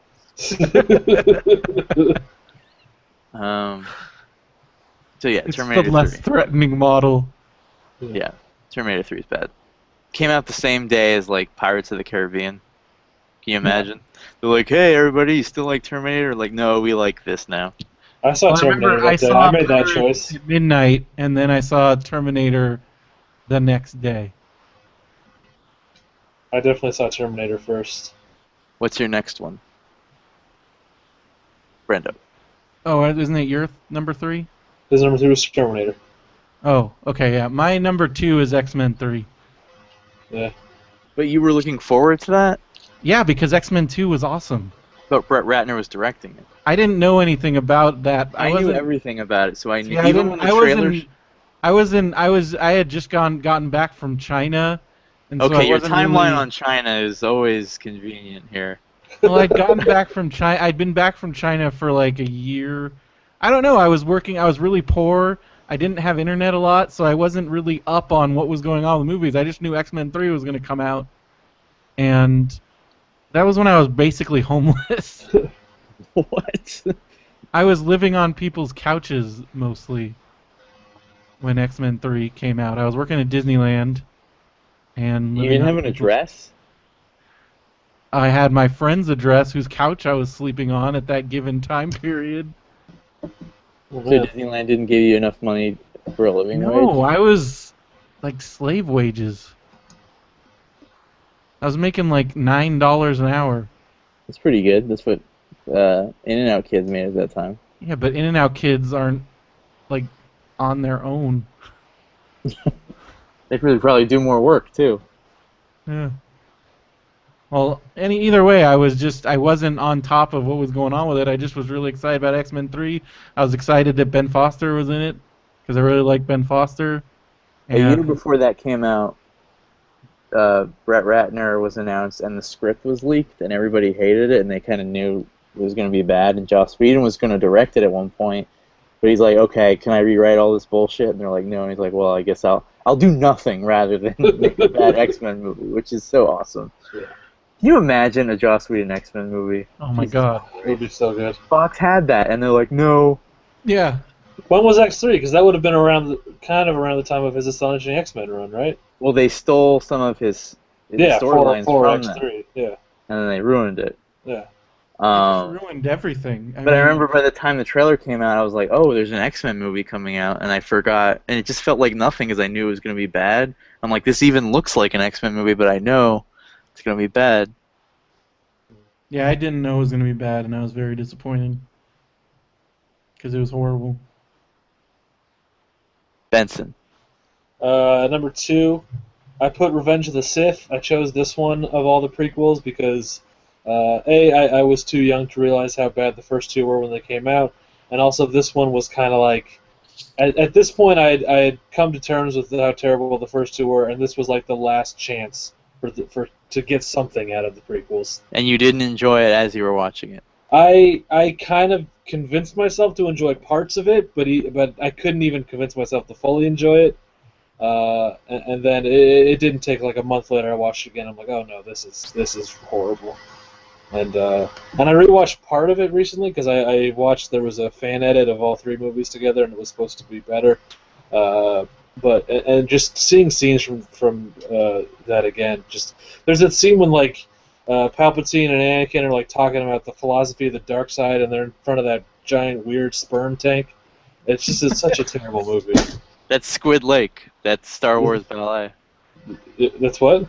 Star Wars Ballet. Oh, is that what that was? Did you know that Lucas quickly rewrote? Like, he was going to have the Palpatine say, "Oh, I made you out of midi-chlorians." You know how fucking angry people would be if that was a thing? People would have killed. And in those Plinkett reviews, he had a good point. He's like, if you know there's a Sith in the Senate, because you guys keep saying that there's a Sith in the Senate, why don't you just blood test everybody? Because the guy with the 1,000 metachlorian count is probably him. At the time, I liked it, and for a long time after, I reported that it was good, but it took a long time for me to not like the Star Wars prequels, and I'll probably attest to the fact that a fight broke out at the end of Attack of the Clones that made me think Attack of the Clones was a lot more exciting than it actually was. 'Cause I remember my heart beating really fast after it. I'm like, wow, what a great movie Yoda fought. That was cool. But it was really because these grown men were rolling down the aisle. I can't pinpoint the moment I realized the movie was bad. I think I realized it was unwatchable when the Blu-rays came out, and I was watching the prequels, and I couldn't get through Revenge of the Sith because it was so fucking boring, even though like all the action in it means nothing and is just a mess. Yeah. Like Obi-Wan, and it's also funny looking, like Obi-Wan riding an iguana as he's chasing that robot guy in a hamster wheel, and it just lasts 20 minutes. Yeah. That And scene he goes has, on way too fucking long. like 5 lightsabers. And like Obi-Wan kills him with a blaster, Yeah. but like Obi-Wan doesn't like blasters. Was that supposed to be a nod to Han Solo's line about blasters in the first one? Is that what they're trying to hint at? Well, those Plinkett reviews prove that a lot was taken from the original movies where there could be original stuff. Like, he made a good point about, you know, Jedi robes, Brendo? Yeah. That Obi-Wan was in those robes in the first one because he's in the desert and everybody wore robes. Mm-hmm. And if he was a Jedi in hiding, why would he dress exactly like a Jedi? And so George Lucas just took that and he's like, just make the Jedis all dressed like that. And that really killed a piece of my heart when I realized that was clearly the case. Yeah. That he didn't really think a lot about the new things in the prequels. He just kind of made echoes of it. Mm-hmm. Like in Attack of the Clones, there's somebody getting their hand cut off, and there's a romance, and there's the asteroid chase, and there's a Boba Fett looking dude, and it really made the prequels look a lot worse than they actually are. But Revenge of the Sith is actually my number 2 as well. Oh, yeah. Because it ruins the most integral part of what George Lucas says the whole Star Wars saga is about, the Darth Vader like becoming him. And you know, you talk about Star Wars for 27 years, Brendo, and you're just fucking exhausted. Yeah. I'm kind of all over the time, every day, and everybody has a Star Wars shirt. It just doesn't end. There wasn't. Nobody talked about Howdy Doody into their 30s. For some reason, we just can't stop talking about Star Wars. Well, you know. Yeah, but like everything, all the points about the prequels should have been made in at least the third one, and everything's ruined. Like Anakin becomes Darth Vader. He's basically tricked into it. Yeah. And then, like, because he has the fear of Padme dying, which George Lucas admitted he rewrote that, like, right before it was shot. And, like, that wasn't the point at all. I'm like, then what was the point? What were these diaries and outlines that you've had since the 70s? That was the whole, like, you never bothered to write these? You look like all you do is eat caramel apple Oreos. Oh my god, those things are so good. Yeah, and Brendo didn't create no Star Wars. Nobody's egging him on to write Star Wars, but he doesn't have to. So Brendo can enjoy a caramel Oreo every once in a while. Yeah. Anyway, yeah, you could talk about them forever Yeah. and how bad they are, and people have, and I don't think we can add anything more than what we said. So is that your number 2, Derek? That was my number 2. Was what, Sith? Revenge of the Sith. Yeah. Okay, well, my number 1 is Phantom Menace, so... We just went on and on about Star Wars. I would say that that's the least out of the 3. No, for me, we're talking about my personal disappointment because, this was the new Star Wars movie. This was it, and for me, that was like, I mean, I was 18. It was too old to be liking Star Wars. I was super excited for like this, and I just remember. What was the moment where you realized there was no turning back? Probably like almost right away. I mean, I knew we turned a corner when I looked, and even Phil was like, "What the fuck is going on?" And because I'm like, oh well, I remember just turning because I'm like, this is really boring and it's really racist and weird and what is happening? And I wanted to be reassured by looking over and seeing Phil smiling, and Phil had the same look on his face. And I was like, oh, like, ugh. But at least it has Liam Neeson, who's somehow believable in it. Yeah, but they killed him like right away. And then it has Keira Knightley and Sofia Coppola, and these are fine. These are good things. I love Watto. I legitimately love Watto. Even though you yourself call him a racist Arabic caricature. Hey, I love certain racist portrayals. I love. It's just the weirdest character to have. It's this flying, hairless monkey thing. And then the second one, he's in it for no reason, and he's like, you own this boy as a slave, and then all of a sudden he's like, you have to feel like some sort of connection between Watto and Anakin as they're meeting again for the first time. Yeah. I sold your mother to a man. Yeah. He's wearing a hat. Yeah. Watto, it's so good to see you. What? No. That's how bad the prequels are, that when you revisit characters from the last one, they hate each other. Yeah. Anyway, That's enough all I Star gotta say Wars. about that. I just had to put it on there because that like permanently changed the way I like anticipated movies. Like permanently. Or anything. Pretty much. Well,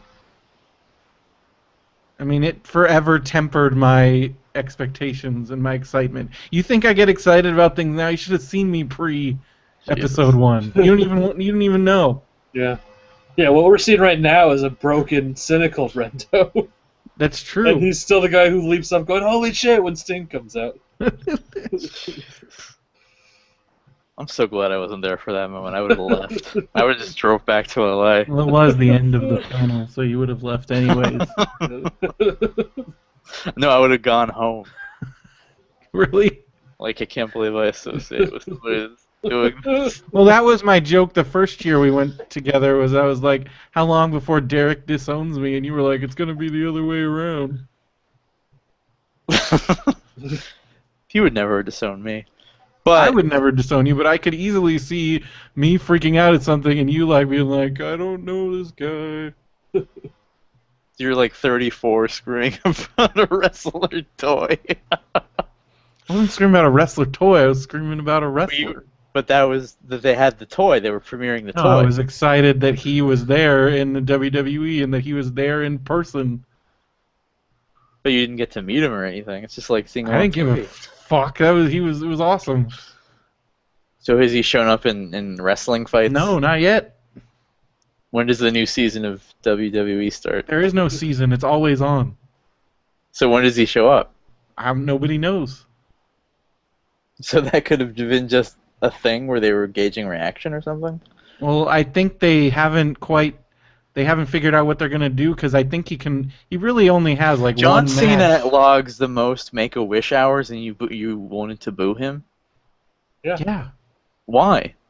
You know what's That's really like against Cena as a person. That's like why are saying, you the booing wrestler? him? That's like saying James Earl Jones is a great person. Why do you hate Darth Vader? Like, that's what you're Nobody saying. hates Darth Vader. What are you talking about? People from Alderaan do. So I'm not going to argue with you about you're wrestling saying that because people you don't understand it. don't like James Earl Jones because their planet blew up? What? No. There's John Cena the person, and there's John Cena the character. I want to boo John Cena the character. And then it was weird that you tweeted Bautista like, "Oh, I'm sorry I booed you, but I will boo you again." Didn't you tweet that? Brenda, I said, I want to give you a chance now because you were so awesome, but if you still suck as a wrestler, I'm going to boo you. Man, I feel sorry for people. But I want to that give him a read those things. chance now Why? because he was really good. But I knew he was going to be good in Guardians of the Galaxy, and you were still booing him. Because he was a terrible wrestler. and I'll still boo him as a wrestler. And he was great in Guardians of the Galaxy. Those are not mutually exclusive. I'm just going to give him a envy you people. chance. I don't envy you people. Just- I don't. Yeah, we know you don't, Derek. What's your number one biggest My number one- disappointment? Is a movie that has been Was talked it The about Marine? already. It was Man of Steel, actually. Okay. This was a weird one for me. in that- Marine. This was a weird trailer one for looks me. great. In that, I was a fan of Superman. On the party truck once, when they were talking about Marine, they brought up the fact they're like, these bad people have picked the wrong Marine on the wrong day, and then he's like, his wife. They took his wife instead. So yeah, before the movie, I hadn't even really been looking forward to it because I like Superman 1 and 2, I like Superman Returns, but I'm not necessarily like a huge Superman fan. Have you seen the Marine, Brendo? Yeah. Should we just talk about the Marine? Did you like the Marine? No. I'm still to this day disappointed at myself that I saw Man of the Year instead of Marine on the midnight. Even though Robin Williams was good, I guess, in it. I had a friend in high school who swore up and down that the Marine was the greatest movie he'd ever seen. It's I really, don't doubt really it. dumb. And he was not even a wrestling fan, this guy. It's really dumb. I watched it. Have you seen the Marine 2? No. Have you Did you seen see the 12 Marine rounds? 3? No. 12 rounds? I haven't seen any of those movies. I don't. So they were trying to make John Cena like The Rock. Yes. Champion? What was the movie, the like amateur wrestling movie he made? Was it I called don't Champion? know. There's so many. There's like a bunch of them on Netflix that like Do Triple you H think if is they put in. John Cena in a movie now, it might fare well because he's more popular than he was then? I don't know. I mean, He's I not think free they of are going to couple try classes. to. They have like an 8-picture deal with Lionsgate. There's going to be a lot of wrestler movies. Isn't it weird that they said no to Medea, but yes to wrestling? I don't know. I guess because I guess they make those movies for so cheap. They're It should have John Cena versus Jigsaw from Saw, and then add Medea to it. Well, Benson. How well would a Medea versus Saw movie do? I mean, I don't know why they don't do that. I would go see that. That sounds crazy. Did you see that Triple H movie where he's like, No, I haven't seen babysitting any kids? of those Triple H movies because they all look. There's one with like Patricia Clarkson in it. It's like they got some like really good actors in like some of these ones. Oh, Patricia Clarkson is in the John Cena amateur. Yeah, that one. Champion, I think it's called. She's in that one, but then there's the one where like Triple H is the babysitter. There's so many weird ones. Like I don't understand how any of them got. Well, I get how they get made. I guess You ever these seen movies are Cena profitable. No, Are you gonna see Leprechaun Origins? no. I thought you liked Hornswoggle though. I like Hornswoggle, but that movie looks dumb. I don't see things that are dumb. And that was Benson's number one movie, Man of Steel. Yeah. Was there something you wanted to add to that? Oh, I mean, do you care? Go ahead. No, it was this thing where I wasn't necessarily a huge Superman fan, and I hated Zack Snyder already going in. But watching the So movie, how did that still disappoint you? I'll I tell don't you. understand. do you, Brendo? You do this all the time. I'm trying to explain a thing, and then as I'm trying to explain it, you say, "Hey, you should explain that thing you just said." It's Settle just down. so crazy. as I'm watching the movie and it's so terrible, it's like forcing me to think about why I hate it so much, which then is making me realize that I actually do like Superman a lot, and then like it's getting me excited for the idea of a Superman movie and being supremely disappointing as a Superman movie at the same time. And that is why it's number 1 on my list. I don't know. It still sounds weird that going in, you already knew that you hated Zack Snyder, and you already thought it was gonna be dumb. But it was so bad that it's like it showed me what I was missing, and that I didn't think I would mind a bad Superman movie, and that it was so bad that I did. Wow. And you wouldn't even see Oculus? You talking Why to do me, you Brenda? want us to watch WWE Why don't you? films? It's like the Because they all look terrible, and they are. But wrestling looks terrible. Like the one interesting Wrestling thing looks about terrible wrestling, to you. That has the one nothing, but they have nothing to do with wrestling. but they have wrestlers in it. Not all of them, and I don't care. I don't watch every. Wrestlers are in a lot of shitty things. You want to know why wrestlers do all those movies, Derek? So they can be in SAG, so they can get health insurance because they don't get health insurance. I'm not gonna. So WWE doesn't give its own performers. No, they're health independent insurance? No, contractors. It's that's actually a huge controversy. In problems the with the world. business. Yes. I wouldn't support an organization like that financially. But it's the one interesting thing about wrestling, and you guys don't care about it at all. It's Because not the it's one interesting thing about It's wrestling. not. Is it the sweaty men? Oh my Yes. God! Why are we doing this Yes, again? it is, Derek. It's the sweaty men. You know, if you just came out, I get would over probably it. never. If Derek, you, just get over that we like wrestling and just Benson, get if over you it. came out, what would it would be like the Joker, a Joker move. There would be nothing I could do. If you became Nathan Lane in the birdcage, it would become bulletproof. You would become untouchable. You could do that. Yeah, but I'm not gay, so. I mean, could see. Are you suggesting I live a lie just for the benefit of being untouchable to you only? Again, is it really a lie? That's the whole point. Listen to That would be yourself, great, though. Derek. You're being That a would be- villain. You're like such a That would be great if Brendo was like the Robin Williams, like Butch character. what? The thing I noticed about Robin Williams in that is that he really liked masculine animal prints. So I could see Brendo walking around in like tiger furs with like a mustache, and then Benson could be like the flamboyant drag queen with the show and the muffs. Yeah. Sure, whatever. You're just being ridiculous. My number one most disappointed movie is a J.J. Abrams film. I watched Star Trek Into Darkness, and I realized I should have that as a runner-up because Star Trek was one of my favorite movies of the last 10 years. But that's your number one? No, the Star Trek Into Darkness was disappointing, but it should be on here because the second one was it's not horrible. There are moments that are fine, but it's very first draft, and like too much of it is on Earth. It's too much of it is stuff that I like the opposite that I like about Star Trek, and that Star Trek is about like discovery and new worlds, and this one was very earthbound and about making weapons and about war. But this one's Super 8 because Wow, really? you tell me J.J. Abrams and Steven Spielberg are teaming up on a Spielbergy 70s kids and aliens movie, and I'm excited. Benson's gone. But What happened to Benson? Benson's gone. So, have you seen Super 8 lately? Yeah, I still like it. I don't like it at all after the actual train thing. I like it a And lot. Elle Fanning is like really good in movies that are not very good, and she kind of epitomizes her career in that scene where she's the actress that is like really good in her scene, and everybody's kind of surprised about it. I know Benson's back. I can hear the fan.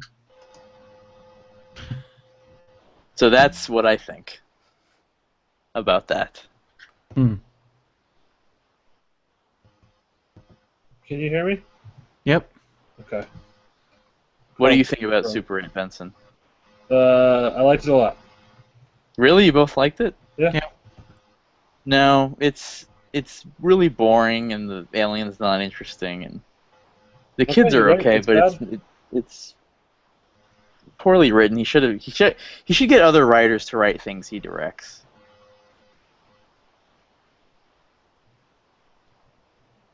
Was John Cena the alien? Like, why did you guys like this movie so much? I don't understand. I really liked it. I thought the kids were great. I liked the The kids were cast. I great. I liked the thought it was story, fun. and it was fun. And I But liked like it. up to par of classic Spielberg? I'm not. I didn't. That doesn't. I didn't. Yeah, because that's what they promised. Like it was the I return of don't. Amblin and all that. And I thought it was really good, and I enjoyed it. I would. It wouldn't be anywhere near my disappointing list. no, that's probably the most disappointed movie of all time. Was that your number one? That's my number one. Okay. Whose number one was better? I don't remember you saying those kind of things when Super 8 came out. Remember you thought I was like, I loved Red State, but I didn't say anything about it not to disappoint anybody, then you claimed that I loved it. So I don't know what version of me that you see. I just don't remember you saying. I'm not saying you said you. I remember you said you didn't really like it, but I don't remember you saying it was a huge disappointment. Did that come after? That's all I'm Probably. saying. I was afraid that you were going to hurl me through a wall, probably. If I ever touched you in a threatening manner that makes you think that I'm gonna like, why do you have all these thoughts? There was that one night at Smod Castle. Matt went What up to the night? booth. Matt went up to the booth after I had sided. It was the first time that I had sided with Matt against something, and then he went up to the booth, and then you like pushed me into the Smod Castle shirt, that little merchandise booth, What are and you you said, talking about? "Listen to me, you little shit. If you go against me one more time, they're gonna find you under the stairs." You called me a little shit like You're 5 giving times. me a complex. You're gonna make me think that like I'm threatening to people, and you're gonna make me go crazy if this continues. Benson, does that count as a threat? You You were like that guy in The Simpsons that was like, listen up. What are you talking about? I didn't do. What are you talking about? That Like- guy in The Simpsons. You're talking about I know Gabba? what you're talking about, but I never did that. You're just making that up right now. For the purposes of the podcast, I made I'm that. trying to be serious, and you want to tell more jokes. That's fine. Yeah, Derek, I punched you once. I didn't say you punched me. You just Oh, pointed yeah. your finger into my abdomen and said that I better watch out. You little jerks. This is what's gonna happen. You're gonna clap your hands. Ned Flanders.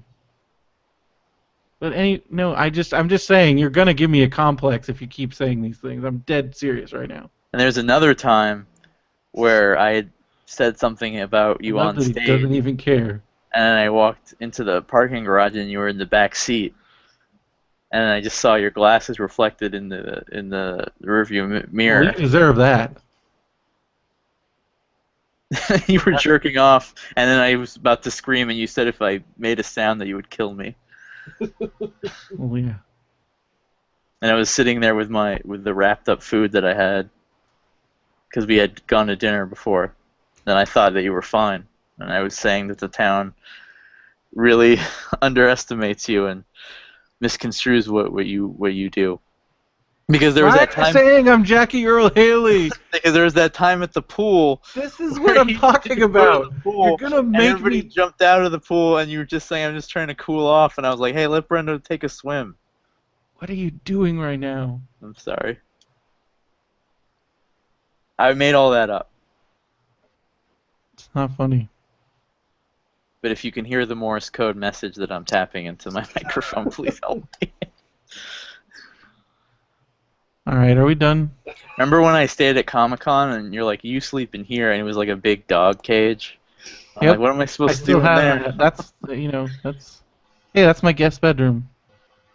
And I'm like, is the water bottle for me? And you're like, yeah, it's full of piss. I was like, can I maybe just stay at a motel? And you're like, no.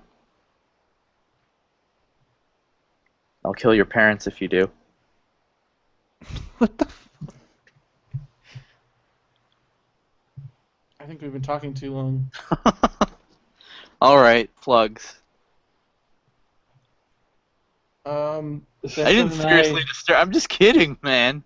Yo, okay, yeah, My seriously. whole point didn't threaten my family. all your insinuations that I'm eventually gonna start. My brain works in a manner where I'm gonna be like, "Is Derek right? Do I come off like are people thinking that? Like that's the kind of brain that I have."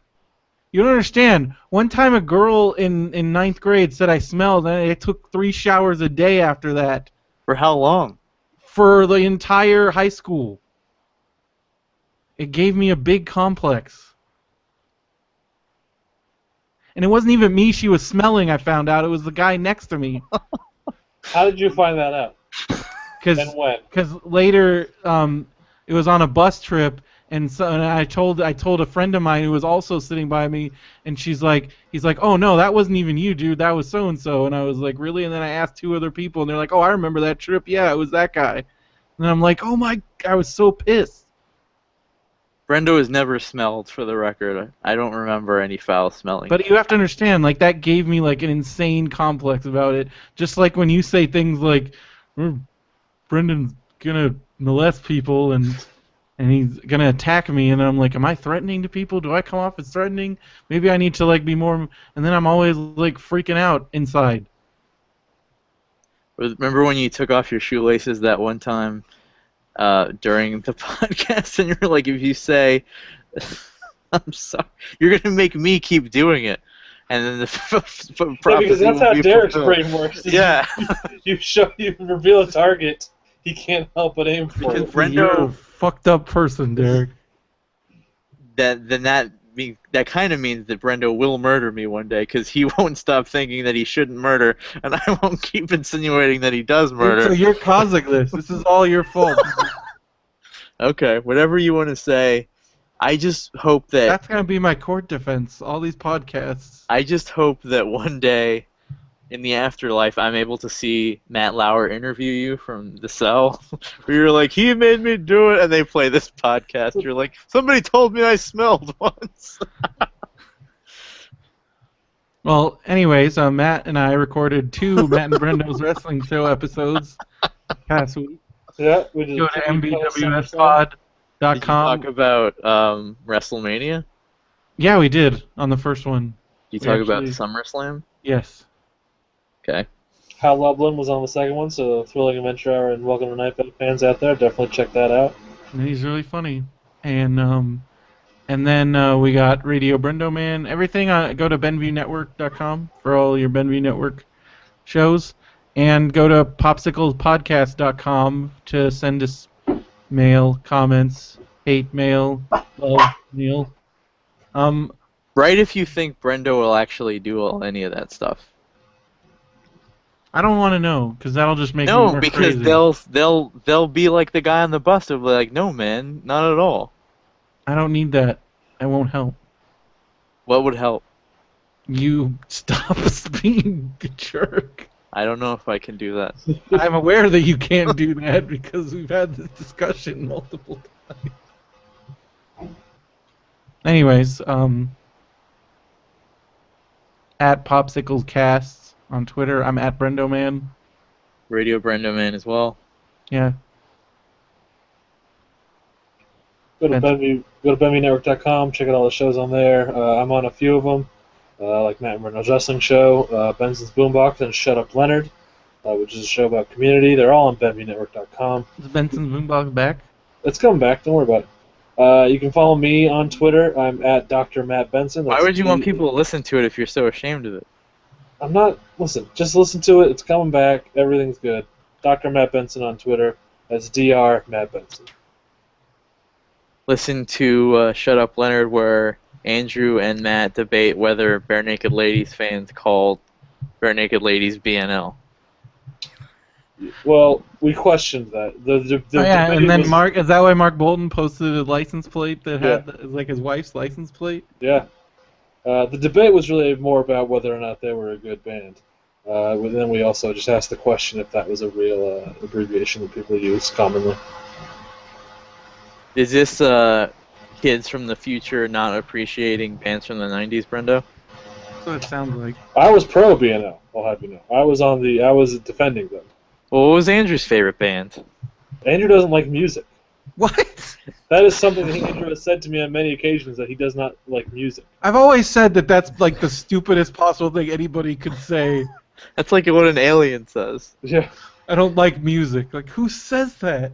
I guess now I know. Andrew Lindy says that. I don't know if we touched upon that in the Comic-Con episode, but like Andrew Lindy will like smoke e-cigarettes just for the taste, and like Benson, like when we're all drinking, he'll drink cherry chocolate cider or whatever the fuck. Like That was not a normal thing. That was an exotic thing just to try it.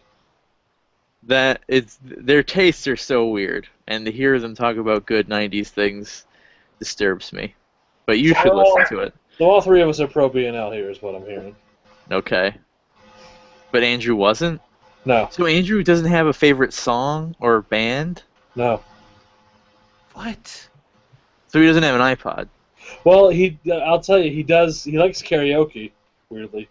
And his go-to karaoke song That's a is... troll answer. I don't like music, but I like karaoke. He doesn't frame it that way. He just says, I don't like music. And then if separately you're talking about karaoke, he likes karaoke. But Does his he go- get tired of people just looking at him like he's nuts when he says that? I mean, and he does. I mean, there is music that he likes, but just in general, it's not something that he cares about or like has bands that he likes. Like somebody it's- saying like I don't like. I don't know. It's I like don't that line in Funny People where it's like, hey, do you like music? And he's like, it's like asking me if I like food. Yeah. What does he sing in I- karaoke? He sings "Wake Me Up Before You Go." So this is the generation that doesn't legitimately like anything, but they'll do things for attention. I don't think he's. I what think the he point was. likes that song. I think he just doesn't like it enough to like. How can you not like?